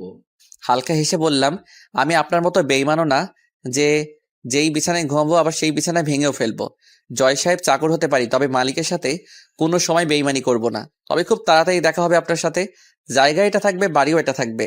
তফাৎ শুধু হবে আমি বাড়ির মালিক আর আপনি রাস্তার কুত্তা হবেন। কথাটি বলে রাহুল সবাইকে নিয়ে চলে আসলো ওই বাসা থেকে। রাহুল সবাইকে নিয়ে একটা বাগানের পাশে বসে, তখন রাহুল সবাইকে উদ্দেশ্য করে বলল, ছোট আব্বু, চাচা, এসব হলো কি করে? আমরা কিছু বলতে পারছি না। আজকে সকালে হঠাৎ করে নোটিশ আসে বাসা ছেড়ে দেওয়ার জন্য, আর কালকে আমাদের হাত থেকে সব কন্ট্রাক্ট বের হয়ে যায়। যেই কন্ট্রাক্টের জন্য ব্যাংক থেকে টাকা নিয়েছিলাম সেটা জমা দেওয়ার তারিখ কালকে চলে গেছে। আমি তো কখনো বিশ্বাসই করতে পারি নাই জয় এমন করবে। ছোট আব্বু আর চাচা, তোমরা পুরোনো কথা ভুলে যাও। তোমাদেরও নতুন করে আবার শুরু করতে হবে। কিন্তু নতুন করে শুরু করতে হলে তো অনেক টাকার দরকার। সেসব চিন্তা পরে করা যাবে। আগে দাদিমাকে নিয়ে চলো ফুপাদের বাড়িতে। আর ছোট আব্বু আর চাচা, তোমরা সেখানে কয়েকটা দিন থাকতে হবে। আর আমি আবার সিলেটে ফিরে আসবো। কেন? কাজ আছে ছোট আম্মু। তারপর রাহুল একটা গাড়ি ঠিক করে সবাইকে নিয়ে আবার ফুফাদের বাড়ির উদ্দেশ্যে রওনা দিল। 3 ঘন্টা পর সবাই ফুফুদের বাসায় পৌঁছে গেল। ফুফু সবাইকে দেখে তো অনেক খুশি। তারপর সবাই মিলে ভেতরে গিয়ে বসলো, আর রাহুল তার রুমে চলে গেল। এদিকে সুমি ও রাহুলের রুমে আসে। সুমি এসে দেখতে পায় রাহুল তার জামা কাপড় সব গুছিয়ে নিচ্ছে। তখন সুমি রাহুলকে বলল, কি ব্যাপার, তুমি কাপড় গুছাচ্ছ কেন? চলে যাব তাই। মানে? যা শুনেছো সেটাই। আমি আর কোনো কথা না বলে ব্যাগ নিয়ে নিচে চলে এলাম। আমায় নিচে নামতে দেখে ছোট আব্বু বললেন, কিরে, কোথায় যাচ্ছিস তুই? কাজে। কিসের কাজে আর কোথায় যাচ্ছিস? চট্টগ্রামে যাচ্ছি। দাদা ভাই, আমাদের ছেড়ে যাবি তুই? দাদিমা, যদি তোমাদের জন্য ভালো কিছু করতে পারি তাহলে হয়তো ফিরে আসবো, না হলে আসা হবে না। দাদা ভাই, কি বলছিস তুই? হুম। তোর কথার মানে কিছুই বুঝতে পারছি না আমি। ছোট আম্মু, তোমরা হয়তো জানো আমি কি বলছি। ভালো থেকো সবাই। আর যদি সৃষ্টিকর্তার কৃপায় হয় আর কিছু করতে পারি তাহলে হয়তো আবার দেখা হবে। দিব এক থাপ্পড়। তুই কি থেকে কি শুনেছিস আর সেটা নিয়ে এসব চিন্তা করছিস? আর এইগুলো চিকিৎসা করলে ভালো হয়ে যায়। তুই এই নিয়ে চিন্তা করিস না, তুই ভালো হয়ে যাবি একদম। হয়তোবা তার উল্টোটা হতে পারে। ছোট আব্বু, চাচা আর চাচি, তোমাদের অনেক মনে পড়বে। আর খুব তাড়াতাড়ি তোমাদের সবকিছু আশা করি ফিরিয়ে দিতে পারবো। এখন আসি আমি। ভালো থেকো সবাই। রাহুল কথাটা বলে একবার সবার দিকে তাকিয়ে হাঁটা দিল। কি যেন মনে করে আবার দাঁড়িয়ে পড়ল। রাহুল পেছন ফিরে সুমির সামনে এসে বলল, সুমি, ভালো করে পড়ালেখা করিস, তোকে অনেক বড় একজন ডাক্তার হতে হবে। আর ভালো কাউকে দেখে বিয়ে করে নিস। আর আমায় নিয়ে উল্টাপাল্টা চিন্তা করা বন্ধ কর। তোর সামনে একটা উজ্জ্বল ভবিষ্যৎ দাঁড়িয়ে আছে। ফুপু আর ফুপা তোর থেকে অনেক ভালো কিছু আশা করে। তুই তাদের সেই আশাটুকু এভাবে শেষ করে দিস না। রাহুলের কথা শুনে সুমি এবার কান্না করে দিল। রাহুল যখন দুপুরে চলে যায় তখন সুমিও অনেক কান্না করছিল। সুমি কান্না মিশ্রিত স্বরে বলল, তুমি হঠাৎ করে এ ধরনের কথা বলছো কেন? আর আমি? আমি কি বলছি তুমি ভালো করে সেটা বুঝতে পারছো। আশা করি তুই আমার ইচ্ছেটা পূরণ করবি। রাহুল এবার উর্মির সামনে গিয়ে বলল, ম্যাডাম, আজকে ঘটনার জন্য আমি দুঃখিত। আমি জানি আপনার উপর এভাবে হাত তোলা আমার ঠিক হয়নি। আমি চাইলে সেই থাপ্পড়গুলো আমায় ফিরিয়ে দিতে পারেন। আমি কিছু বলবো না। উর্মি এত সময় সবার কথা শুনছিল আর সবার মুখের দিকে তাকাচ্ছিল। রাহুলের কথা শুনে রাগ হলেও কেন যেন উর্মি আজকে রাহুলের কথাগুলো শুনতে বেশ খারাপই লাগছে। উর্মি বলল, যা, ক্ষমা করে দিলাম। রাহুল বাসা থেকে বেরিয়ে পড়ল। তারপর রাহুল একটা বাসে উঠে পড়ল। লক্ষ্য চট্টগ্রাম যাওয়া। কিছুক্ষণ পর বাস চলা শুরু করলো চট্টগ্রামের উদ্দেশ্যে। পরের দিন সকালে বাস পৌঁছে গেল চট্টগ্রামে। রাহুল বাস থেকে নেমে একটা অফিসের উদ্দেশ্যে একটা সিএনজি নিয়ে রওনা দিল। কিছুক্ষণ সিএনজি এসে থামলো একটা অফিসের সামনে। রাহুল ভাড়া মিটিয়ে অফিসের দিকে হাঁটা দিল। তখন দারোয়ান রাহুলের পথ আটকে দাঁড়ালো। দারোয়ান রাহুলকে বলল, কোথায় করেন আপনি? রাহুল, আপনার বসের সাথে দেখা করব। স্যারের সাথে দেখা করার জন্য আপনি অ্যাপয়েন্টমেন্ট নিয়েছেন কি? কি? তাহলে আজকে আপনি স্যারের সাথে দেখা করতে পারবেন না। আচ্ছা, আপনি কাগজটা আপনার স্যারের কাছে দিলেই উনি আমায় চিনতে পারবেন। আচ্ছা। রাহুলকে বসিয়ে রেখে দারোয়ান রাহুলের দেওয়া কাগজটা নিয়ে ভেতরে চলে গেল। দারোয়ান তার স্যারের কাছ থেকে অনুমতি নিয়ে তার রুমে প্রবেশ করলো। তখন দারোয়ান তার স্যারকে উদ্দেশ্য করে বলল, স্যার, একটা লোক আপনার সাথে দেখা করতে আসছে, কিন্তু উনি কোনো অ্যাপয়েন্টমেন্ট নিয়ে আসেনি। চাচা, তাহলে বলে দাও আমি বিজি আছি। কিন্তু স্যার, এই কাগজটা দিয়ে বললেন, এই কাগজটা দেখলে আপনি চিনতে পারবেন ওনাকে। আচ্ছা, দাও দেখি কাগজটা। কাগজটা পড়ে অফিসের বস দারোয়ানকে উদ্দেশ্য করে বলল, চাচা কোথায় আছেন এখন রাহুল? রাহুলকে? এই চিঠিটা যে দিতেছে সে কোথায় এখন? স্যার, ওনাকে আমি ওয়েটিং রুমে বসিয়ে আসছি। আচ্ছা চলো। তারপর দারোয়ান আর বস মিলে ওয়েটিং রুমে এসে দেখতে পেল রাহুল বসে আছে। তখন বস রাহুলকে গিয়ে জড়িয়ে ধরে বলল, বন্ধু রাহুল, তুই কেমন আছিস? আমি ভালো আছি রে সুফিয়ান, তুই কেমন আছিস? ভালোই আছি। তোর এমন অবস্থা কেন? চাকরের অবস্থা কেমন হবে আর? আরে শালা, আবার একই কথা বলিস। তুই কি আর এই কথাগুলো বলতে পারিস না? যা সত্যি তাই বললাম। চল আমার রুমে, কতদিন পরে তোর সাথে দেখা। আর দারোয়ান চাচা, তুমি 2টা ঠান্ডা পাঠিয়ে দিও আমার রুমে। আচ্ছা। রাহুল আর সুফিয়ান তার রুমে এসে বসলো। কিছুক্ষণ পর অফিসের একটা ছেলে এসে রাহুল আর সুফিয়ানকে ঠান্ডা দিয়ে গেল। সুফিয়ান তখন রাহুলকে বলল, বলো বন্ধু, এবার তোর কি খবর? ভালো আছি, তুই কেমন আছিস? ভালো আছি বন্ধু। আজকে এই ভালো থাকার পিছনে সব অবদান তোর বন্ধু। তুই যদি ওই দিন আমাদের সাহায্য না করতি তাহলে আমি কখনো ভালো থাকতে পারতাম না, আর এই পজিশনে আসতেও পারতাম না। আরে শাল্লা, তুই আমার বন্ধু, আমি তোকে সাহায্য করবো না তো কাকে করবো বল? তোর মতো বন্ধু পাওয়া ভাগ্যের ব্যাপার। মিতু আর নমি কেমন আছে? ভালো আছে ওরা। চলো বাসায় চলো, আজকে কতদিন পরে একসাথে। আর মিতু তোকে দেখলে অনেক খুশি হবে। জানিস, মিতু আর আমি প্রায় তোর কথা বলি। এই মারে বন্ধু, তোর কাছে কিছু কাজে আসছি, সেটা হয়ে গেলে আমি চলে যাব। শালা চলে যাবি মানে? পাকা কয়েক মাস আমার এখানে থাকবি।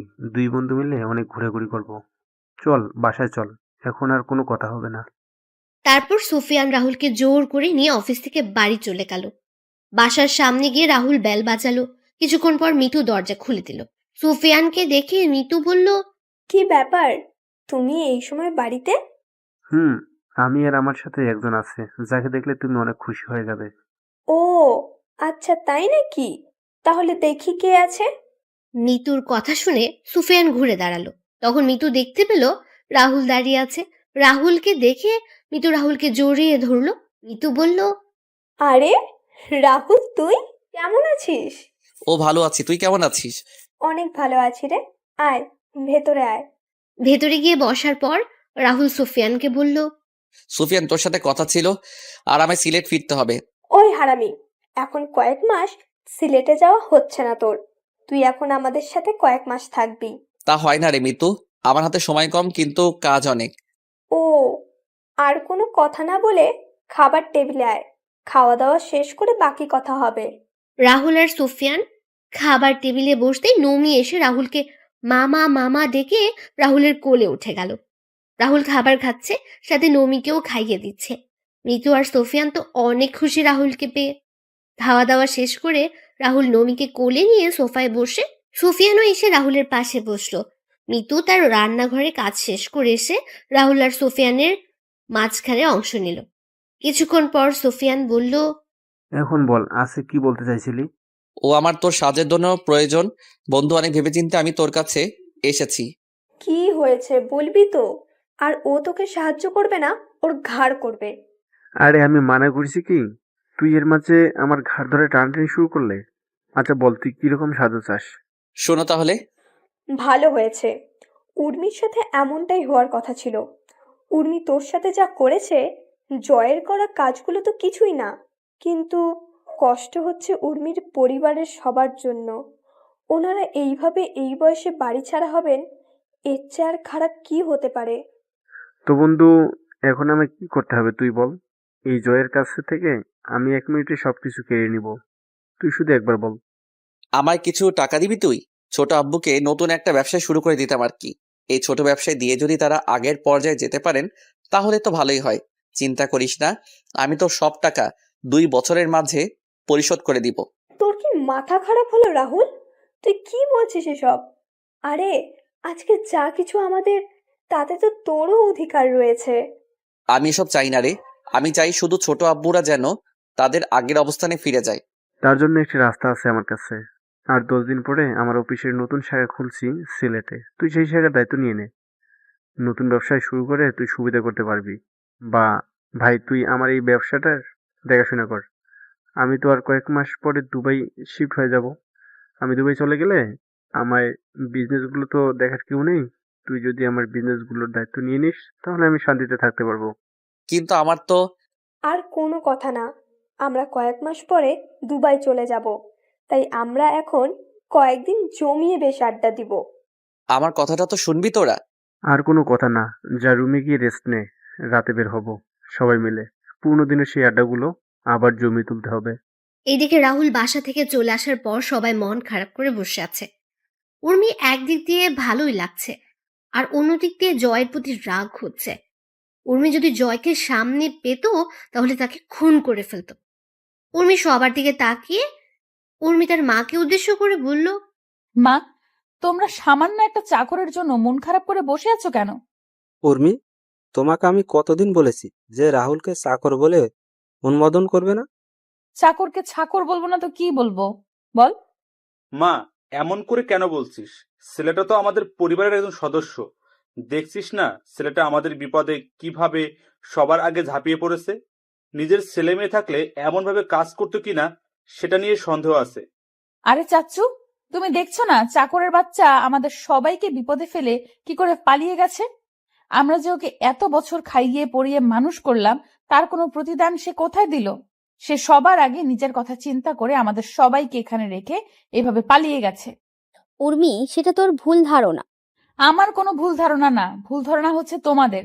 তোমরা এই অনাথের বাচ্চাটাকে আমাদের বাড়িতে এনে এত বছর খাইয়ে এত বড় করলে, ওর 3 মাসের জন্য কি করলো? আপু তুই কি বলছিস?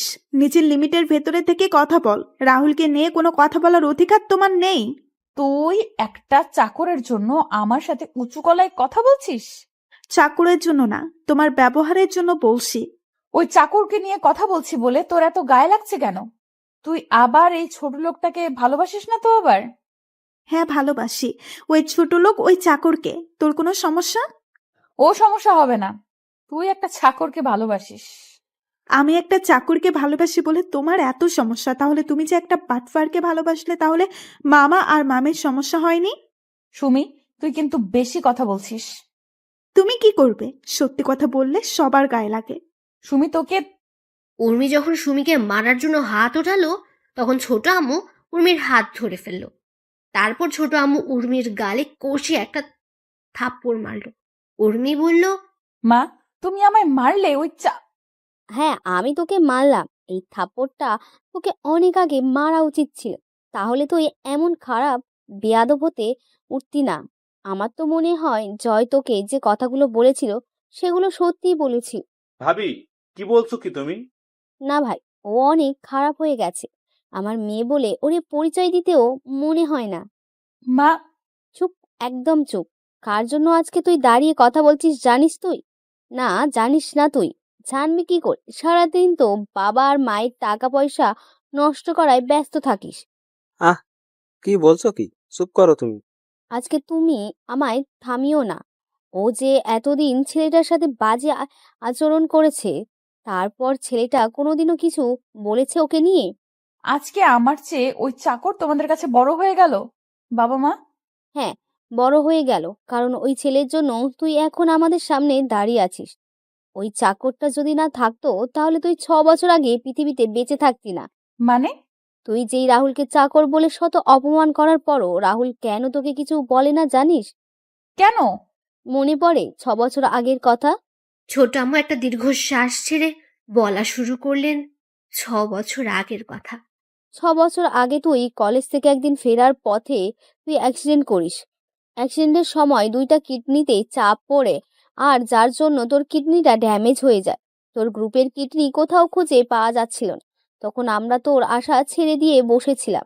আমাদের কান্নাকাটি দেখে রাহুল একা একা ডাক্তারের সাথে গিয়ে কথা বলে। ডাক্তার রাহুলকে দেখে মানা করে দেয়, কিন্তু রাহুল ডাক্তারের পায়ে ধরে বলে, ডাক্তার, আমার রক্ত আর উর্মির রক্তের গ্রুপ কিন্তু একই, প্লিজ আমার কিডনিগুলো নিয়ে নিন, তাহলে উর্মি বেঁচে যাবে। না, আমি পারবো না। তোমার এত কম বয়সে কিডনি ডোনেট করা বেআইনি। তাহলে আপনি একটা মায়ের কোল থেকে তার মেয়েকে এভাবে হারিয়ে যেতে দিবেন? আর তোমার মা বাবা? আমার মতো অনাথের আবার মা বাবা তো উর্মির বাবা মা। মানে? ডাক্তার, আমি অনাথ। উর্মির বাবা আর মা আমাকে তাদের বাসায় থাকার জায়গা দিয়েছেন। আমায় নিজের ছেলের মতো স্নেহ দিয়ে বড় করেছেন। আমায় কখনো বাবা আর মায়ের অভাব বুঝতে দেননি। এখন আপনি বলেন, আমার কি ওদের মেয়ের জীবন বাঁচানো উচিত না? আমার কোনো কিছুর প্রয়োজন হলে সেটা আমি বলার আগে আমার জন্য নিয়ে আসেন। জানেন ডাক্তার, ছোট আব্বু আর ছোট আম্মুর বিয়ের কয়েক বছর পর উর্মির জন্ম হয়।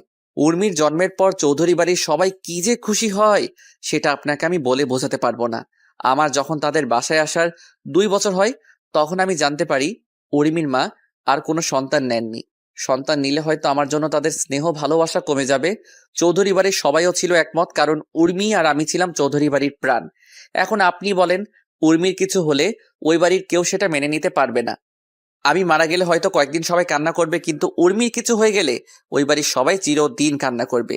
ওই বাড়ির কেউই অল্প বয়সে তাদের বাড়ির মেয়ে হারানোর যন্ত্রণা সহ্য করতে পারবে না। জানেন ডাক্তার, আমি ছোটবেলায় আমি মায়ের বাবার আদর পাইনি কখনো, এখন পেয়েছি। আমি সেই বাবা আর মাকে কিভাবে নিজের সামনে কষ্ট পেতে দেখতে পারি আপনি বলুন? আপনি যদি আপনার কিডনি না নেন তাহলে আমি এখন আপনার চেম্বার থেকে বের হয়ে আত্মহত্যা করা ছাড়া আমার কোনো উপায় থাকবে না।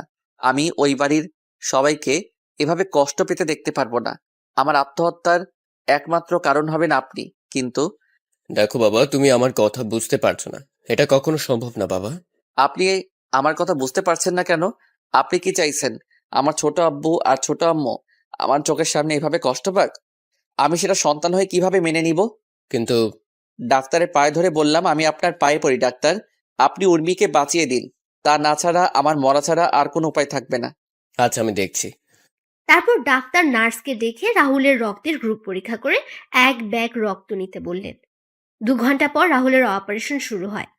রাহুলকে অ্যানেস্থেশিয়া দেওয়ার পর ও রাহুলের পেট যখন কাটা হয়, রাহুলের শরীর তখন কেমন যেন খিচে আসছিল। যখন কিডনি বের করা হচ্ছিল তখন রাহুলের মুখ দিয়ে ফেনা বের হয়ে আসে। রাহুলের কিডনি বের করার জন্য অপারেশন হচ্ছে, আর রাহুল শরীরটা কেমন যেন ঠান্ডা হয়ে আসছে। তারপর রাহুল হঠাৎ করে অজ্ঞান হয়ে যায়। 3 ঘন্টার অপারেশন শেষে ডাক্তার অপারেশন থিয়েটার থেকে বের হয়। ডাক্তার উর্মির বাবা, মা আর চাচার সামনে গিয়ে বলল, চৌধুরী সাহেব, আপনার মেয়ের অপারেশন হয়ে গেছে। সে এখন বিপদমুক্ত। জ্ঞান ফেরার আগ পর্যন্ত তাদের আইসিইউ রাখা হয়েছে। ডাক্তারের কথা শুনে 3 জনই দাঁড়িয়ে গেল। সবার মুখে হাসি ফুটে উঠল। তখন উর্মির বাবা ডাক্তারকে বললেন, ডাক্তার, আপনারা বললেন কিডনি পাওয়া যায়নি, তাহলে? কিডনি পাওয়া যায়নি, তবে একটা ছেলে তার কিডনি স্বেচ্ছায় দিয়েছে। তার 2টা কিডনি আমরা আপনার মেয়েকে আর আপনার মেয়ের কিডনিগুলো ওই ছেলেকে লাগিয়ে দিয়েছি। কিন্তু এতে তো ডাক্তার ছেলেটা মারা যাবে, তবে ছেলেটা যদি মেডিসিন নিয়মিত খায় তাহলে হয়তো কয়েকটা বছর বেশি বাঁচতে পারবে। আর ভাগ্য ভালো হলে 10-15 বছর। আপনার মেয়ের 2টা কিডনির মাঝে ডান পাশের কিডনি 40% ভালো ছিল। ডাক্তার, সেই ছেলেটা কোথায়? আমরা ছেলেটার সাথে দেখা করতে চাই, যেই ছেলেটা তার জীবন বাজি রেখে আমাদের মেয়েকে এভাবে বাঁচিয়ে দিল। আসুন আমার সাথে। তারপর ডাক্তার 3 জনকে নিয়ে আইসিইউতে গেলেন। রুমের ভেতরে ঢুকে ব্যাডের দিকে তাকিয়ে 3 জনই শকড হয়ে গেল রাহুলকে দেখে আর উর্মিকে পাশাপাশি বেডে শুয়ে থাকতে দেখে। তখন চাচা ডাক্তারকে বলল, ডাক্তার, রাহুলের কি হয়েছে? এভাবে শুয়ে আছে যে? এই ছেলেই তো আপনার মেয়েকে কিডনি ডোনেট করেছে। ডাক্তার, রাহুলের কথা শুনে আপনি ওর থেকে কিডনি নিলেন? আমি অনেক মানা করি, কিন্তু ছেলেটা কথা শোনে না। আমি বাধ্য হয়ে নিতে হয়েছে। তাই বলে ডাক্তার? চৌধুরী সাহেব, ওই ছেলের কথাগুলো শুনে কিছু বলার ভাষা পাইনি। ছেলেটা আপনাদের সুখের জন্য নিজের জীবনটা হাসি মুখে বিলিয়ে দিয়েছে। জানেন ছেলেটা আপনাদের নিয়ে কি কি বলেছে? কি কি বলেছে? রাহুলের বলা কথাগুলো বললাম সবাইকে। ডাক্তার কথা বলছেন, তার চোখেও পানি স্পষ্ট। সব শুনে ছোট আব্বু, ছোট আম্মু আর চাচার চোখে জল চলে আসলো। ছোট আম্মু সব শুনে সেখানে বসে পড়লেন আর তার মাথায় হাত দিয়ে নীরবে চোখের জল ফেলতে লাগলেন। ছোট আব্বু আর চাচু স্ট্যাচু হয়ে দাঁড়িয়ে আছেন। রাহুল যে তাদের খুশির জন্য এভাবে নিজের জীবনটা বিলিয়ে দেবে সেটা তারা কখনো হয়তো ভাবতেও পারেননি। 3 ঘন্টা পর রাহুলের জ্ঞান ফিরল। ডাক্তার রাহুলকে পরীক্ষা করে ক্যাবিনে শিফট করলেন। রাহুলকে ক্যাবিনে নিয়ে যাওয়া হলো। রাহুল তার ছোট আম্মুকে বলল, ছোট আম্মু, তুমি কান্না করছো কেন? তুমি চিন্তা করো না, উর্মি ঠিক হয়ে যাবে। আমি ডাক্তারের সাথে কথা বলেছি তো। কিন্তু কেন এটা করলি রাহুল? আমি কি করলাম আবার? তুই তোর কিডনিগুলো দিতে কে বলেছে? তখন রুমে প্রবেশ করে ছোট আব্বু আর চাচা। রাহুল ছোট আব্বু আর চাচাকে দেখে বলল, ছোট আব্বু, চাচা, তোমরা ছোট আম্মুকে বোঝাও তো কিভাবে কান্না করছে দেখো। তুই এই কাজ করতে গেলি কেন রাহুল? কি করব চাচা, নিজের বাবা আর মাকে তো কখনো দেখিনি, কিন্তু এই বাবা আর মা আমায় এত স্নেহ ভালোবাসা দিয়েছে যে আমি কখনো ভুলতে পারবো না কখনো। এখন তুমি বলো, এই বাবা আর মাকে নিজের চোখের সামনে কষ্ট পেতে দেখতে পারি কি করে বলো? আমি না হলাম তাদের ছেলে, কিন্তু তাদের মা আর বাবা বলে ডেকেছি তো। ছেলে হয়ে আমি তাদের কখনো কষ্ট পেতে দিব না, কখনো। ছোট আব্বু রাহুলের কথা শুনে রাহুলকে জড়িয়ে ধরে চিৎকার দিয়ে কান্না করছেন। রাহুল তার ছোট আম্মুকে শান্ত করার চেষ্টা করছে। এদিকে ছোট আব্বু আর চাচা চোখের জল মোছায় ব্যস্ত। কিছুক্ষণ পর উর্মির জ্ঞান ফেরার খবর নার্স এসে দিয়ে যায়। তখন রাহুল সবাইকে উর্মির কাছে যাওয়ার জন্য বলল। তখন সবাই উর্মির কাছে গেল। উর্মির জ্ঞান ফেরার পর সবার সাথে কথা হলো।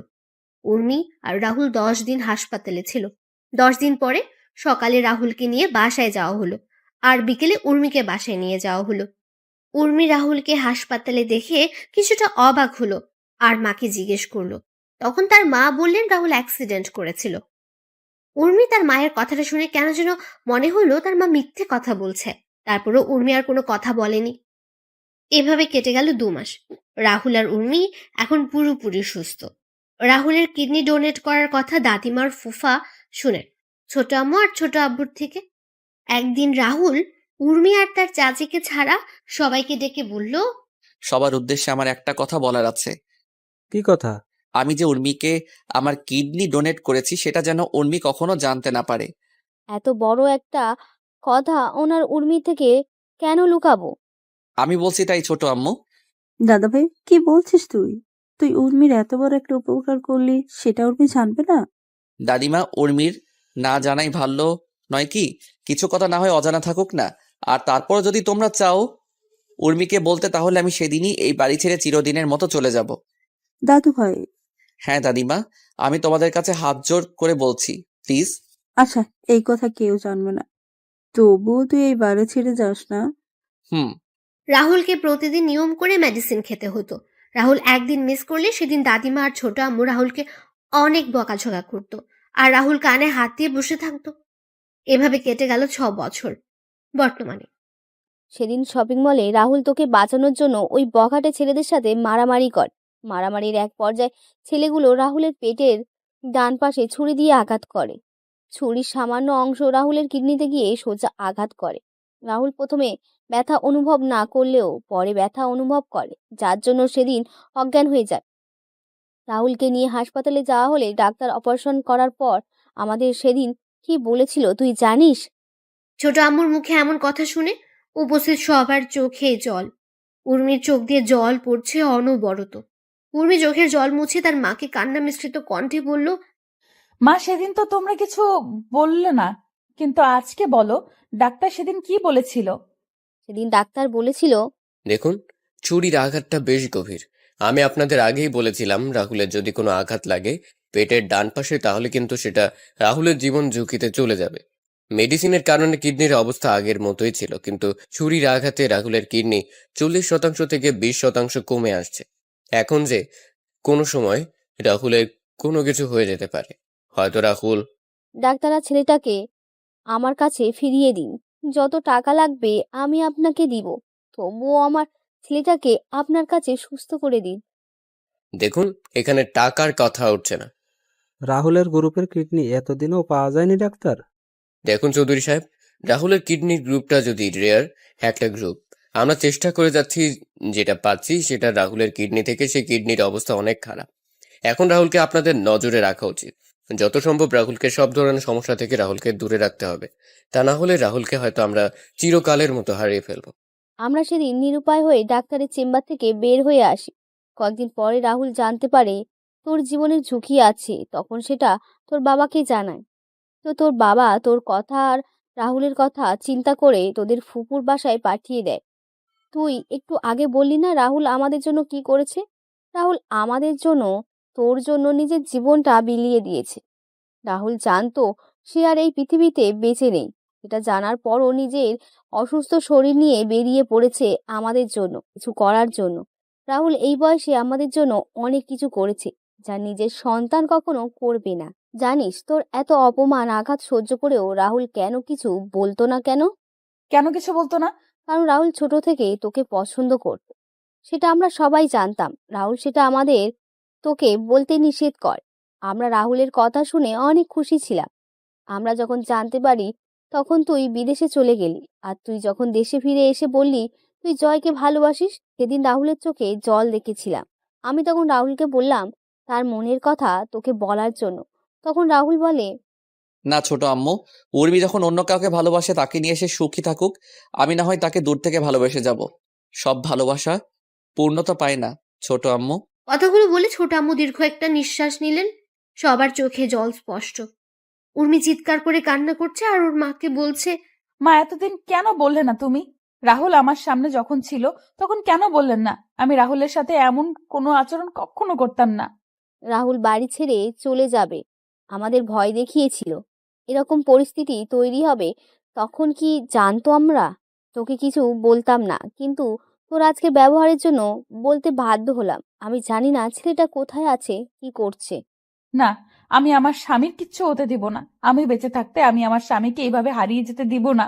আমি রাহুলকে আবার খুঁজে আমার কাছে নিয়ে আসব। আমার করা সব কাজের জন্য ক্ষমা চাইবো। ও যদি ক্ষমা না করে তারপরেও আমি ওর পায়ের কাছে পড়ে থাকবো। উর্মির কথা শুনে সবাই চোখ বড় করে উর্মির দিকে তাকালো। তখন দাদিমা উর্মিকে বললেন, দিদিভাই, তোর স্বামী মানে? দাদিমা, রাহুল আমার স্বামী। রাহুল তোর স্বামী হলো কিভাবে? আপু, কি বলছিস তুই? তুই তো রাহুলকে সহ্য করতে পারিস না, তাহলে রাহুল তোর স্বামী হলো কি করে? এখন সব সময় মিথ্যা বলা শুরু করে দিয়েছিস। কয়েকদিন আগে আমার আর রাহুলের বিয়ে হয়েছে পাশের এলাকার একটা মসজিদে। কি বলছিস, একটু ক্লিয়ার করে বলতো উর্মি। বাবা, কয়েকদিন আগে আমরা একটা কাজে যাই, সেখান থেকে আসতে রাত হয়ে যায়।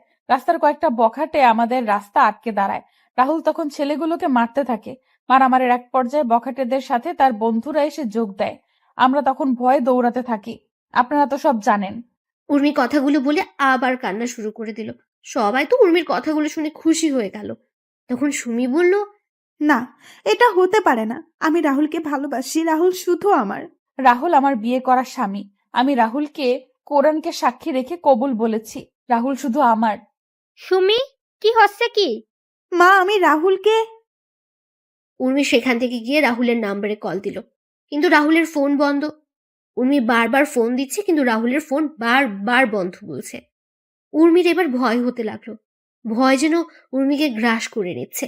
উর্মি একটু আশা নিয়ে আবার কল দিল, কিন্তু এবারও ফোন বন্ধ। উর্মি ফোনটা হাত থেকে ছুঁড়ে মারলো মেঝেতে। উর্মি মাথায় হাত দিয়ে বসে পড়লো। উর্মির মনে হতে লাগলো সে কতবার রাহুলকে অপমান করেছে, আঘাত করেছে। উর্মি নিজের কাজের জন্য এখন অনুশোচনা করছে।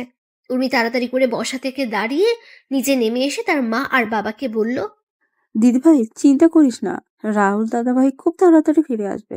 বড় কাকা, ছোট কাকা আর জামাই বাবা, তোমরা রাহুলকে তাড়াতাড়ি খুঁজে বের করে নিয়ে আসো। দিদিভাই, তুই চিন্তা করিস না, আমি ওদের বলছি, ওরা রাহুলকে খুঁজে নিয়ে আসবে।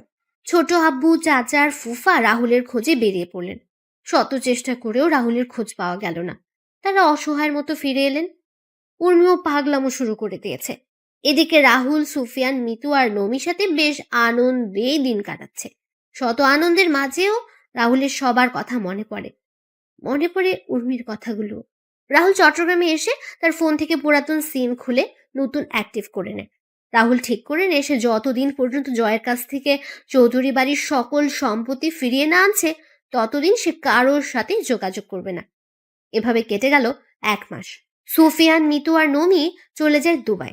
রাহুল সিলেটের অফিসের দায়িত্ব নেয়। এদিকে উর্মি রাহুলের কোনো খোঁজ পায়নি, তবে সে হাল ছাড়েনি। উর্মি সহ বাকি সবাই রাহুলের খোঁজ এখনো করে যাচ্ছে। এভাবে কেটে গেল 5 বছর। আজকে রাহুল বাংলাদেশের টপ বিজনেসম্যানদের মধ্যে একজন। রাহুলের কাছে এখন যা টাকা পয়সা, বাড়ি গাড়ি আছে তাতে জয়ের মতো কয়েকশো জয়কে কেনা যাবে। রাহুল এখন তার খেলা শুরু করে দিয়েছে। রাহুল তার পিএকে বলল, মা, বাবা, রাহুলের ফোন বন্ধ আসছে। আমি কল দিয়ে যাচ্ছি কিন্তু ফোন বন্ধ আসছে। বাবা, মা, তোমরা রাহুলকে আমার কাছে নিয়ে আসো না। আমি আমার সকল কাজের জন্য আমি ক্ষমা চেয়ে নিব। আমি কখনো এমন আচরণ করব না ওর সাথে। উর্মি কান্না করতে করতে বসে পড়ল। দাদিমা উর্মিকে ধরে রেখে বললেন, রাজীব, কালকে থেকে জয়ের কোম্পানির সকল অর্ডার আমরা যাতে পেতে পারি সেই ব্যবস্থা করো। স্যার, আমি দেখছি। দেখছি বললে হবে না রাজীব, 2 মাসের ভিতরে আমি জয়কে রাস্তায় দেখতে চাই। জয়কে যারা অর্ডার দেয় তাদের একটা লিস্ট করে আমার কাছে দুপুরের আগে দাও। আমি সবার সাথে কথা বলে আমাদের তৈরি করা প্রোডাক্টের স্যাম্পল তাদের দিয়ে আসবো। স্যার, আমি নিয়ে আসছি কিছুক্ষণের মধ্যে। রাজীব রুম থেকে বেরিয়ে গিয়ে লিস্ট তৈরি করতে থাকে। তখন রাহুল তার উকিলকে কল দিয়ে বলে একটা ডিভোর্স পেপার রেডি করার জন্য। উকিলের সাথে কথা বলে রাহুল ফোন কেটে দিয়ে সুফিয়ানকে কল দিল। সুফিয়ান ফোন রিসিভ করে বলল, হ্যাঁ বন্ধু বল। সকল হিসাব দেখে নিয়েছিস তো তুই? রাহুল, তোকে না বলছি এই কোম্পানি আমি তোর নামে লিখে দিয়ে আসছি, তাহলে কেন আমায় সবকিছুর হিসাব আমায় দিচ্ছিস? বন্ধু, কোনো কিছু আমার না, এইগুলো তোর আছে, তোর থাকবে। শালা, তোর যদি হাতের কাছে পেতাম কি করতি? ভর্তা করে দিতা। ও আচ্ছা, মিতু আর নমি কেমন আছে? মিতু নমিকে খাইয়ে দিচ্ছে। বন্ধু, কালকে থেকে জয়ের পতন শুরু হবে। তাহলে তো ভালোই। তোরা কবে আসছিস বাংলাদেশে? দেখি, শিওর বলতে পারছি না। তোদের দেখার খুব ইচ্ছে করছে, যদি পারিস তাহলে আসিস। আচ্ছা। রাখছি তাহলে। আচ্ছা। রাহুল ফোনটা রেখে ক্যান্টিনে চলে গেল। রাহুল ক্যান্টিন থেকে খাওয়া দাওয়া করে আবার কাজ করতে লাগলো। রাহুল কাজ করছিল তখন রাজীব রুমে আসলো আর বলল, স্যার এই যে লিস্টগুলো দেখে বুঝতে পারলাম বেশিরভাগ অর্ডার দুবাই থেকে এসেছে, আর কয়েকটা অর্ডার ইন্ডিয়া থেকে। দুবাই একটা কোম্পানির অর্ডার দেখে আমার চোখ আটকে গেল। আমি ফোন নিয়ে সুফিয়ানকে কল দিলাম। সুফিয়ান ফোন রিসিভ করতে আমি সুফিয়ানকে বললাম, তুই কি এখন ফ্রি আছিস? তোর সাথে কথা বলার জন্য আমি সবসময় ফ্রি আছি, বল কি বলবি? দুবাইয়ের একটা কোম্পানি জয়ের কোম্পানিকে 10.5 কোটি টাকার অর্ডার দিয়েছে। কি বলছিস কি তুই? এটা দেখে আমিও তো অবাক হয়ে গেছি। কোম্পানির নাম কি? RG company. কি? হ্যাঁ। আজকে রাতে তো RG কোম্পানির সাথে আমার মিটিং আছে। তাহলে তো ভালোই। শোন, তোকে একটা কাজ করতে হবে আমার। আমি বুঝে গেছি কি করতে হবে, তুই চিন্তা করিস না। আজকেই RG কোম্পানির জয়ের সাথে তার চুক্তি বাতিল করে তোর সাথে চুক্তিতে যাবে। ধন্যবাদ বন্ধু। আর কোনো কোম্পানি আছে কি? বাকিটা আমি সামনে নিব বন্ধু, তুই শুধু এই কাজটা করে দে। চিন্তা করিস না, কালকে সকালে একটা মেল তোর কাছে যাবে। আচ্ছা। রাহুল ফোন কেটে অফিসের কাজ শেষ করে চলে গেল ডাক্তারের সাথে দেখা করতে। ডাক্তারের চেম্বারে গিয়ে রাহুল বলল, ডাক্তার কেমন আছেন? আরে রাহুল যে, ভালো আছি, তুমি কেমন আছো? আছি এরকম। কোনো সমস্যা হয়েছে? কয়েকটা পেইন কিলার দরকার ছিল। কেন, কি হয়েছে? ব্যথা একটু বেড়ে গেছে। আচ্ছা, আমি লিখে দিচ্ছি। আচ্ছা। রাহুল, তোমার একটা কথা বলার ছিল। হ্যাঁ ডাক্তার, বলুন। উর্মি হাসপাতালে আসে আর তোমার খোঁজ করে কালকেও এসেছিল। আর কত লুকোচুরি খেলবে, এবার তো তাদের সামনে দাঁড়াতে পারো কি? সবাই তোমার আশা ছেড়ে দিলেও উর্মি তোমায় খুঁজে যাচ্ছে। মেয়েটার চেহারা কেমন যেন রুক্ষ হয়ে গেছে। উর্মির দিকে তাকালে কেমন জানি মায়া হয়। যাব ডাক্তার, আর 2 মাস পরে আমি তাদের সামনে গিয়ে দাঁড়াবো। যত তাড়াতাড়ি পারো তাদের সাথে দেখা করো। রাহুল প্রেসক্রিপশন নিয়ে ডাক্তারের রুম থেকে বেরিয়ে এলো। রাহুল একটা দোকান থেকে মেডিসিন কিনে গাড়িতে উঠতে যাবে, তখনই রাহুল কারোর সাথে ধাক্কা খেলো। রাহুল তাকিয়ে দেখতে পেল একটা মেয়ে। রাহুল ভালো করে তাকিয়ে দেখলো এটা সুমি। রাহুল সরি বলে সেখান থেকে চলে আসছিল, তখন লোকটাকে আমি সরি বলতে যাব, তখন তাকিয়ে দেখলাম কেমন জানি পরিচিত মনে হচ্ছিল। আমি একটু ভালো করে লোকটার পা থেকে মাথা পর্যন্ত খেয়াল করলাম। লোকটাকে দেখে রাহুলের মতো মনে হচ্ছিল। আমি তখন বললাম, রাহুল, এই রাহুল। আমি সুমির কথার কোনো উত্তর না দিয়ে আমি আমার গাড়ির কাছে চলে এলাম, আর মেয়েটা পিছন থেকে আমায় ডাকছে আর আমার পিছন পিছন আসছে। রাহুল দাঁড়াও, রাহুল একটিবার দাঁড়াও প্লিজ, রাহুল। আমি তাড়াতাড়ি করে গাড়িতে উঠে গাড়ি স্টার্ট দিয়ে সেখান থেকে চলে এলাম। আমি আমার মনের সুখে গাড়ি চালাচ্ছিলাম, তখন খেয়াল করলাম একটা গাড়ি আমায় ফলো করছে। আমি গাড়িটার দিকে একটু ভালো করে তাকিয়ে দেখলাম গাড়িটা সুমির গাড়ি। আমি তাড়াতাড়ি করে গাড়ির স্পিড বাড়িয়ে দিলাম। কিছুক্ষণ পর আমি বাসায় এসে নিজের রুমে চলে গেলাম। এদিকে সুমি কিছু দূর রাহুলের গাড়িকে ফলো করলেও কিছু সময় পর রাহুলের গাড়ি আর খুঁজে পায়নি। সুমি বাসায় ফিরে উর্মিকে ডাকতে শুরু করলো, উর্মি আপু, উর্মি আপু, আপু কোথায় তুই? সুমির চিৎকার শুনে সবাই ড্রয়িং রুমে চলে আসলো। উর্মি নিচে এসে সুমিকে বলল, কি রে, তুই এত চিৎকার করছিস কেন? আপু আজকে আমার নাচতে ইচ্ছে করেছে। তুই এই কথা বলার জন্য চিৎকার দিয়ে বাড়ি মাথায় তুলে নিয়েছিস?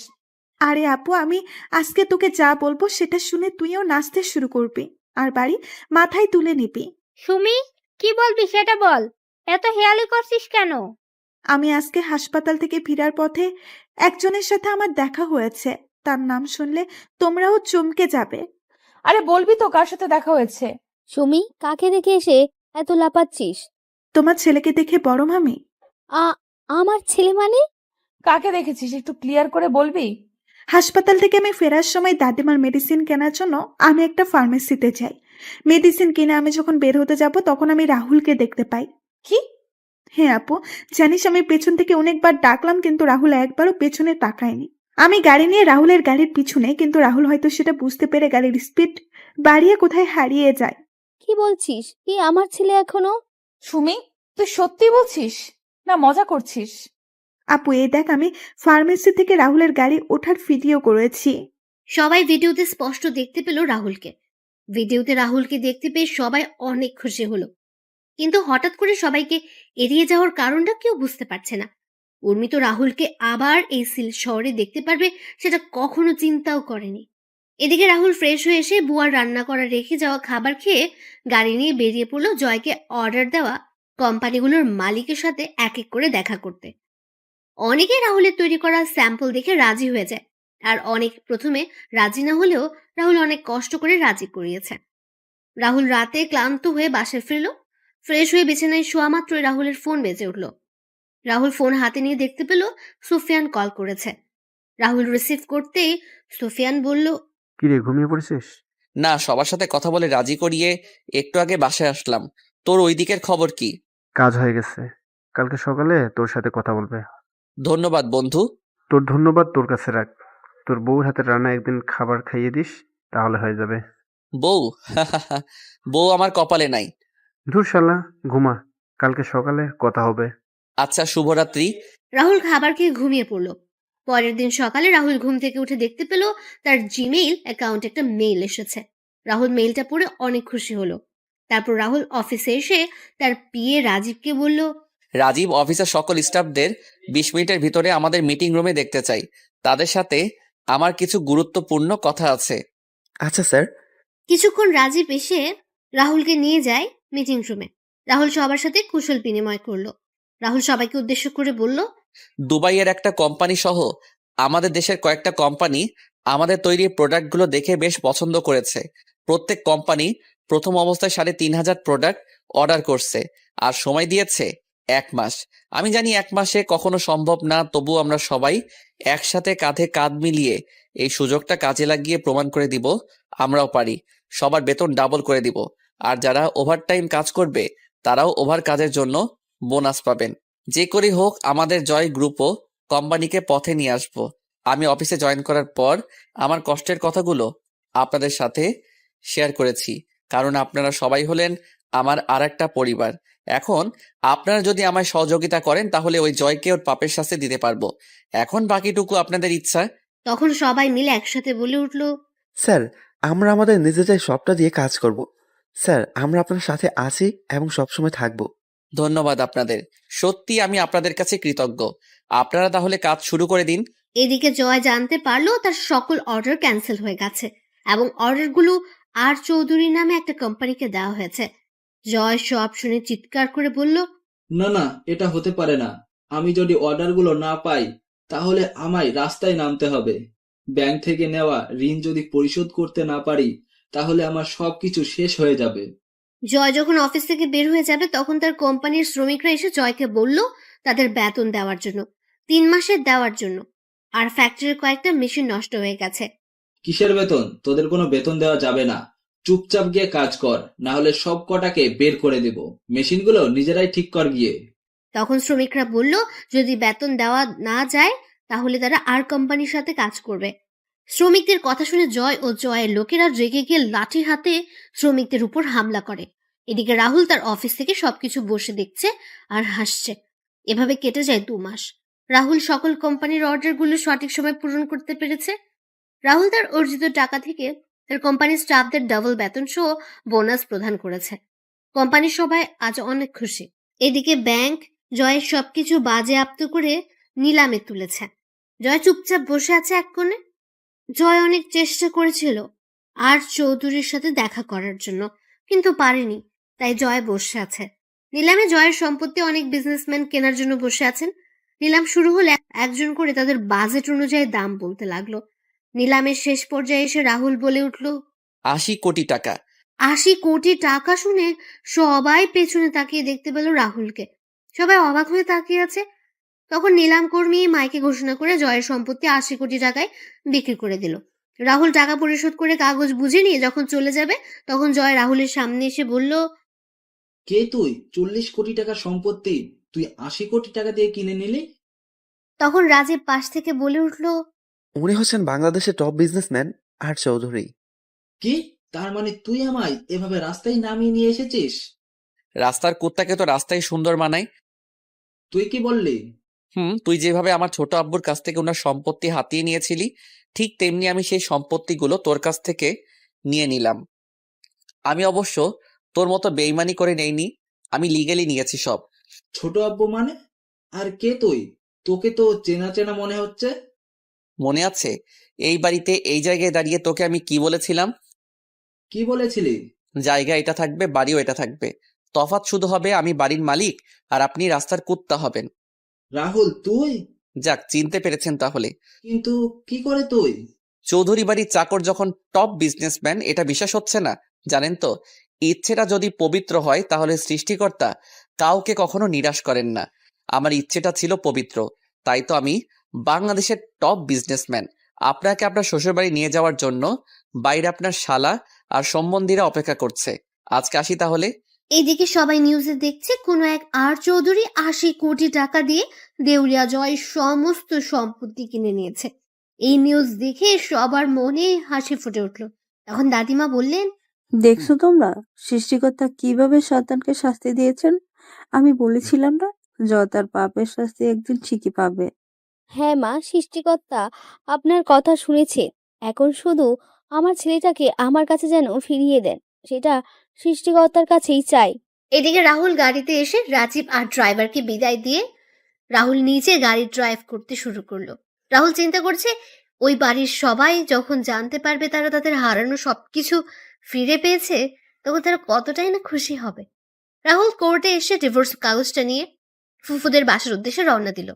হঠাৎ করে রাহুলের পেটের ডান পাশে ব্যথা শুরু হয়ে গেল, সাথে রাহুলের মুখ থেকে রক্ত পড়া শুরু হলো। রাহুল গাড়ি থামিয়ে গাড়ি থেকে নেমে জল দিয়ে মুখ ধুয়ে একটা পেন কিলার খেয়ে নিল। রাহুল গাড়িতে এসে আবার গাড়ি চালানো শুরু করলো, কিন্তু ব্যথাটা যেন কমছেই না। রাহুল ফুফাদের বাসায় এসে পৌঁছাতে পৌঁছাতে সন্ধ্যা হয়ে গেল। রাহুল বাসায় এসে বেল বাজালো। কিছুক্ষণ পর রাহুলের ফুফু এসে দরজা খুলে দিলেন। রাহুলকে দেখে তো ফুফু অবাক হয়ে গেলেন। ফুফু রাহুলকে জড়িয়ে ধরে কান্না করে দিলেন।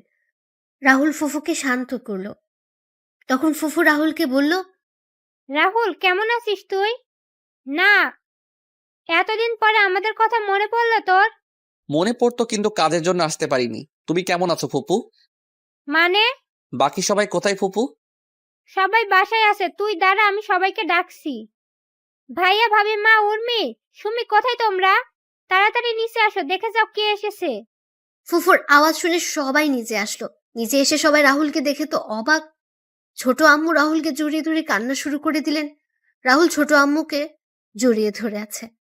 উর্মি রাহুলকে দেখে উর্মির মুখে হাসি ফুটে উঠল, এ এক তৃপ্তির হাসি। তখন দাদিমা রাহুলকে ধরে কান্না করে বললেন, দাদু ভাই, এতদিন পর আমাদের কথা মনে পড়লো তোর। এইবার হয়তো মরতে পারবো শান্তিতে।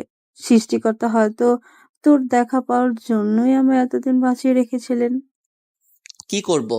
তোমাদের সাথে জয় যা করেছে সেটার প্রতিশোধ নিতে হবে না? জয়ের থেকে সবকিছু ফিরিয়ে আনার জন্যই তো এতদিন ধরে আমি আসতে পারিনি। তবে আজকে জয়ের থেকে সবকিছু ফিরিয়ে নিয়ে আসছি। আর রইল তোমার মরার কথা।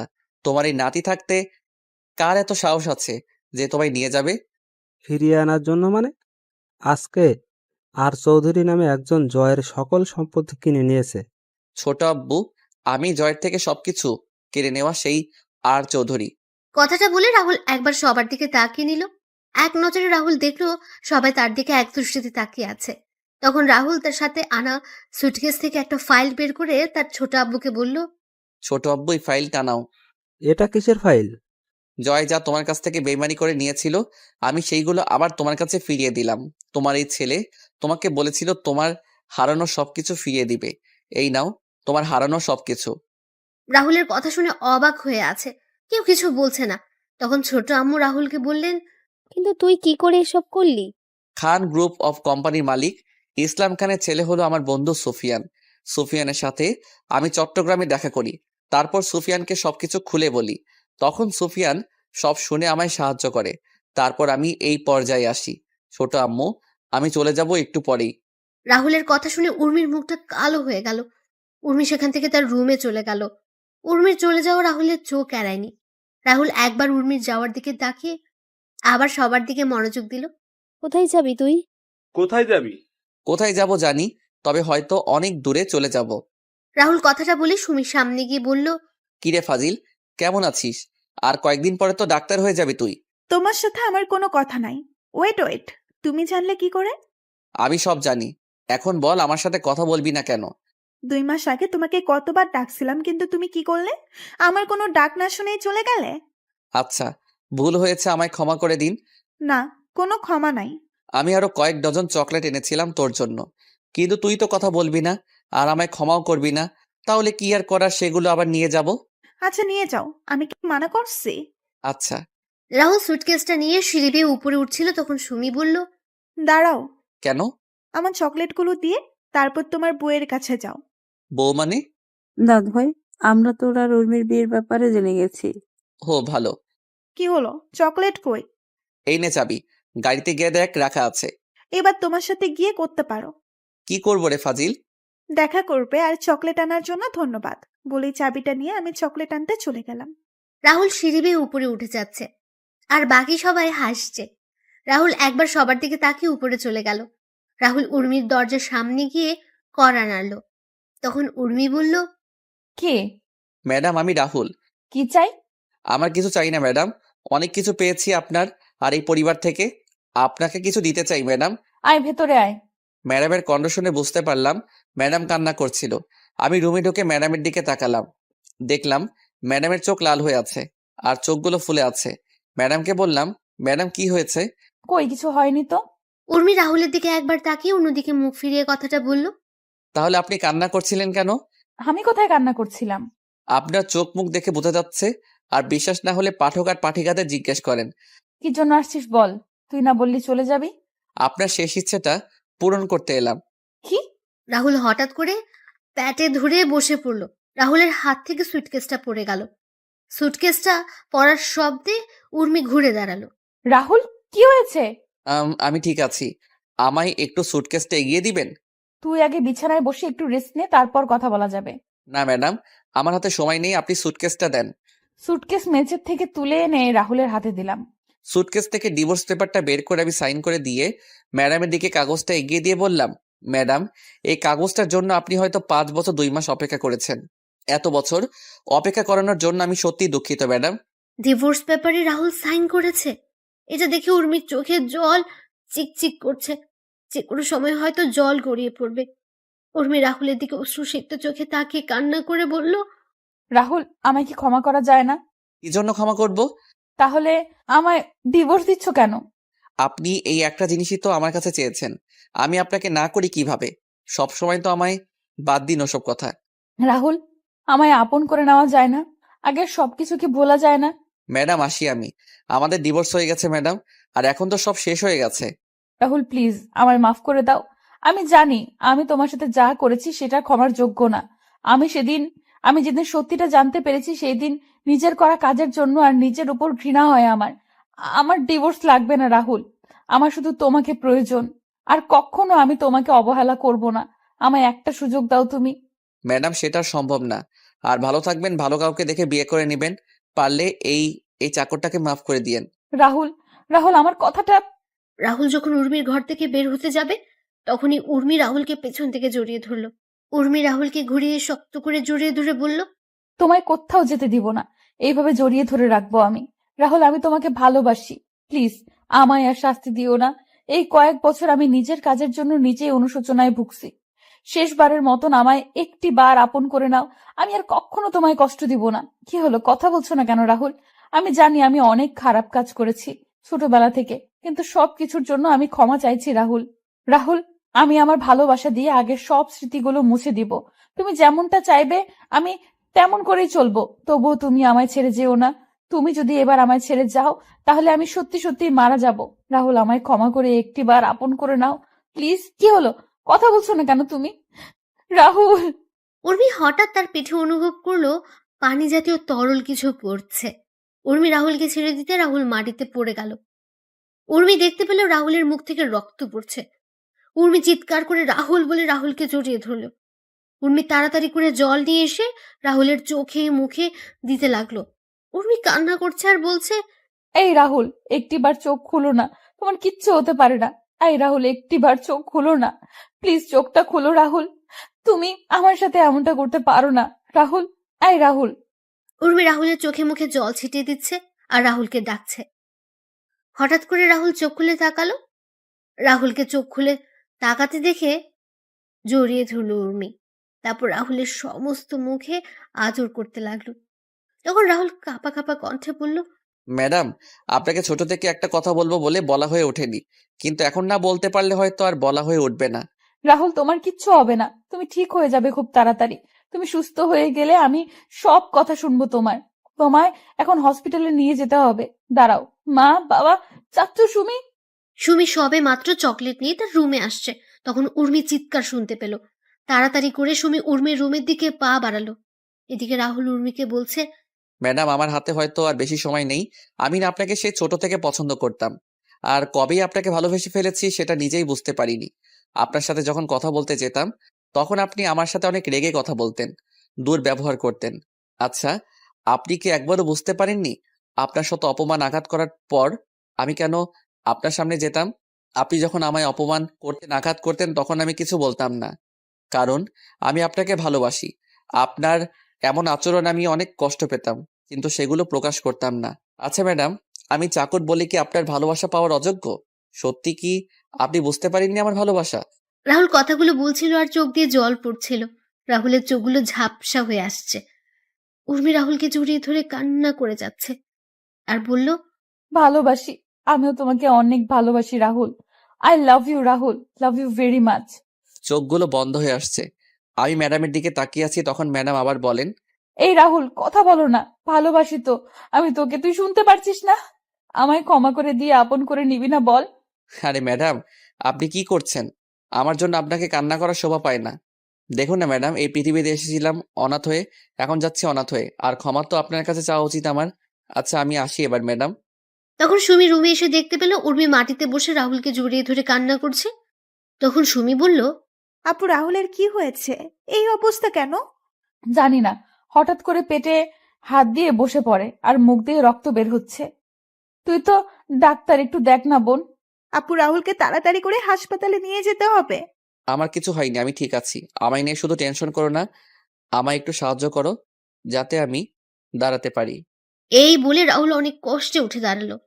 রাহুল যখন উর্মির রুম থেকে বের হতে যাবে, তখন রাহুল আবার পেটে হাত দিয়ে বসে পড়ল। উর্মি দেখতে পেল রাহুল আবার বসে পড়ল। রাহুলের মুখ দিয়ে এবার রক্ত পড়ছে। এবার উর্মি আর সুমি চিৎকার করে বলল, ও মা, রাহুল, রাহুল, কি হয়েছে তোমার? খুব কষ্ট হচ্ছে তোমার? কথা বলো না রাহুল। মা, বাবা, মামা, মামি, তাড়াতাড়ি উপরে আসো। উর্মি আর নিজেকে সামলাতে পারলো না। উর্মিও এবার জোরে তার বাবা মাকে ডাকতে লাগলো। মা, বাবা, মা, বাবা। উর্মি আর সুমির চিৎকার শুনে নিচ থেকে সবাই উর্মির রুমে চলে এলো। সবাই দেখতে পেল উর্মি রাহুলকে জড়িয়ে ধরে কান্না করছে আর রাহুলকে ডাকছে, কিন্তু রাহুল নিশ্চুপ। তারপর সবাই মিলে রাহুলকে নিয়ে হাসপাতালে চলে গেল। রাহুলকে তাড়াতাড়ি করে অপারেশন থিয়েটারে নিয়ে যাওয়া হলো। এদিকে অপারেশন থিয়েটারের বাইরে সবাই বসে কান্না করছে, ভেতরে রাহুলের অপারেশন চলছে। হঠাৎ ডাক্তার খেয়াল করলেন রাহুলের নিঃশ্বাস চলছে না। রাহুলের বুকে চাপ দিয়ে চেষ্টা করা হলো, কিন্তু ডাক্তাররা ব্যর্থ হলেন। ডাক্তার রাহুলের মুখ থেকে অক্সিজেন মাস্ক খুলে নিলেন। বন্ধ হয়ে গেল রাহুলের শ্বাস প্রশ্বাস চিরকালের জন্য। রাহুল চলে গেল এই পৃথিবীর মায়াজাল ত্যাগ করে পরপারের যাত্রায়। অপারেশন থিয়েটারে সবাই এক দৃষ্টিতে তাকিয়ে আছে। রাহুলের প্রাণহীন দেহটার দিকে তাকিয়ে ডাক্তার নার্সকে বললেন, ডেড বডিটাকে বাইরে নিয়ে যাও। আপনারা ঠিকই শুনেছেন, মানুষের প্রাণহীন দেহটাকে ডাক্তারদের ভাষায় ডেড বডি বা লাশ বলে। ডাক্তারের কথায় নার্স ডেড বডিটার উপর সাদা চাদর জড়িয়ে স্ট্রেচারে করে ঠেলতে ঠেলতে অপারেশন থিয়েটার থেকে বের করে উর্মিদের সামনে রেখে চলে গেল। সাদা চাদরে জড়ানো ডেড বডিটা দেখে সবার যেন প্রাণটা বেরিয়ে যাওয়ার উপক্রম হলো। উর্মি কাঁপা কাঁপা হাতে সাদা চাদর সরিয়ে দেখতে পেল রাহুল খুব সুন্দর করে ঘুমিয়ে আছে। রাহুলকে ঘুমন্ত অবস্থায় দেখতে কি সুন্দর না লাগছে। উর্মি রাহুলকে জড়িয়ে ধরে কান্না করছে, মনে হচ্ছে সে রাহুলকে তার ভেতরে লুকিয়ে রাখতে পারবে, তার থেকে আর কখনো কেউ কেড়ে নিতে পারবে না। ছোট আম্মু, দাদিমা, সুমি, ফুফু আর উর্মির কান্নার আওয়াজ হাসপাতাল জুড়ে বিরাজ করছে এক বিষণ্ণতার সুর। ছোট আব্বু, চাচা, ফুফা নীরবে চোখের জল ফেলছেন। পরের দিন সকালে রাহুলের ডেড বডি নিয়ে যাওয়া হয় সেই চৌধুরী বাড়িতে, যেখানে 5 বছর আগেও রাহুল ছিল জীবন্ত। আর আজকে রাহুল এই বাড়িতে লাশ হয়ে ফিরেছে। নিজের জীবনটা এভাবে বিলিয়ে দিল সে। দুপুরে রাহুলকে জানাজা পড়ানোর আগে শেষবারের মতো সবাই এসে রাহুলকে দেখে। রাহুল এই চৌধুরী বাড়িটা রক্ষা করার জন্য যায়। ছোট আম্মু তো পাথরের মতো শক্ত হয়ে গেছে। সে তার ছেলের লাশের খাটিয়ার কাছে বসে আছে, কোনো কথাই বলছে না। উর্মি এসে রাহুলের পাশে বসে রাহুলকে জড়িয়ে ধরে বলল, এত অভিমান করলে আমার উপর তুমি একটিবার ক্ষমা করে দিয়ে আমায় তো আপন করে নিতে পারতে। আমি তো অনেক খারাপ, তাই তো তুমি আমায় এভাবে ছেড়ে চলে গেলে। কি শান্তির ঘুম ঘুমাচ্ছ, তাই না? তারপর রাহুলকে নিয়ে যাওয়া হয় মসজিদে, জানাজা পড়িয়ে নিয়ে যাওয়া হয় কবরস্থানে। রাহুল চলে যায় এই নিষ্ঠুরতম পৃথিবী ছেড়ে, অন্ধকার জগতের যেই কবরে যেতে হবে একা, শুধু নিজেকেই। রাহুলকে হারিয়ে উর্মিও পাগল হয়ে গেছে। চৌধুরী বাড়িটা পরিণত হয়েছে মৃত বাড়িতে। উর্মি নিজেকে সারাক্ষণ একটা রুমের মধ্যে আটকে রাখে আর রাহুলের ছবির সাথে কথা বলে, হাসে আবার কান্নাও করে। সব গল্পের সমাপ্তি আনন্দের হয় না, কিছু গল্পের সমাপ্তি হয় বেদনাদায়ক, বিষণ্ণতাময়, যেমনটা এই গল্পে হয়েছে। পরিশেষে একটি কথা, চাকর হোক বা কাজের লোক, তাদের প্রাপ্য সম্মানটুকু আমাদের দেওয়া প্রয়োজন। এই পৃথিবীতে কোনো কাজই কিন্তু ছোট নয়। মানুষ বেঁচে থাকে তার কর্মে, হয়তো রাহুলও বেঁচে থাকবে সবার মাঝে। প্রতিদিন ভালোবাসার নতুন নতুন গল্প পেতে চ্যানেলটি সাবস্ক্রাইব করে পাশে থাকা বেল বাটনে ক্লিক করুন।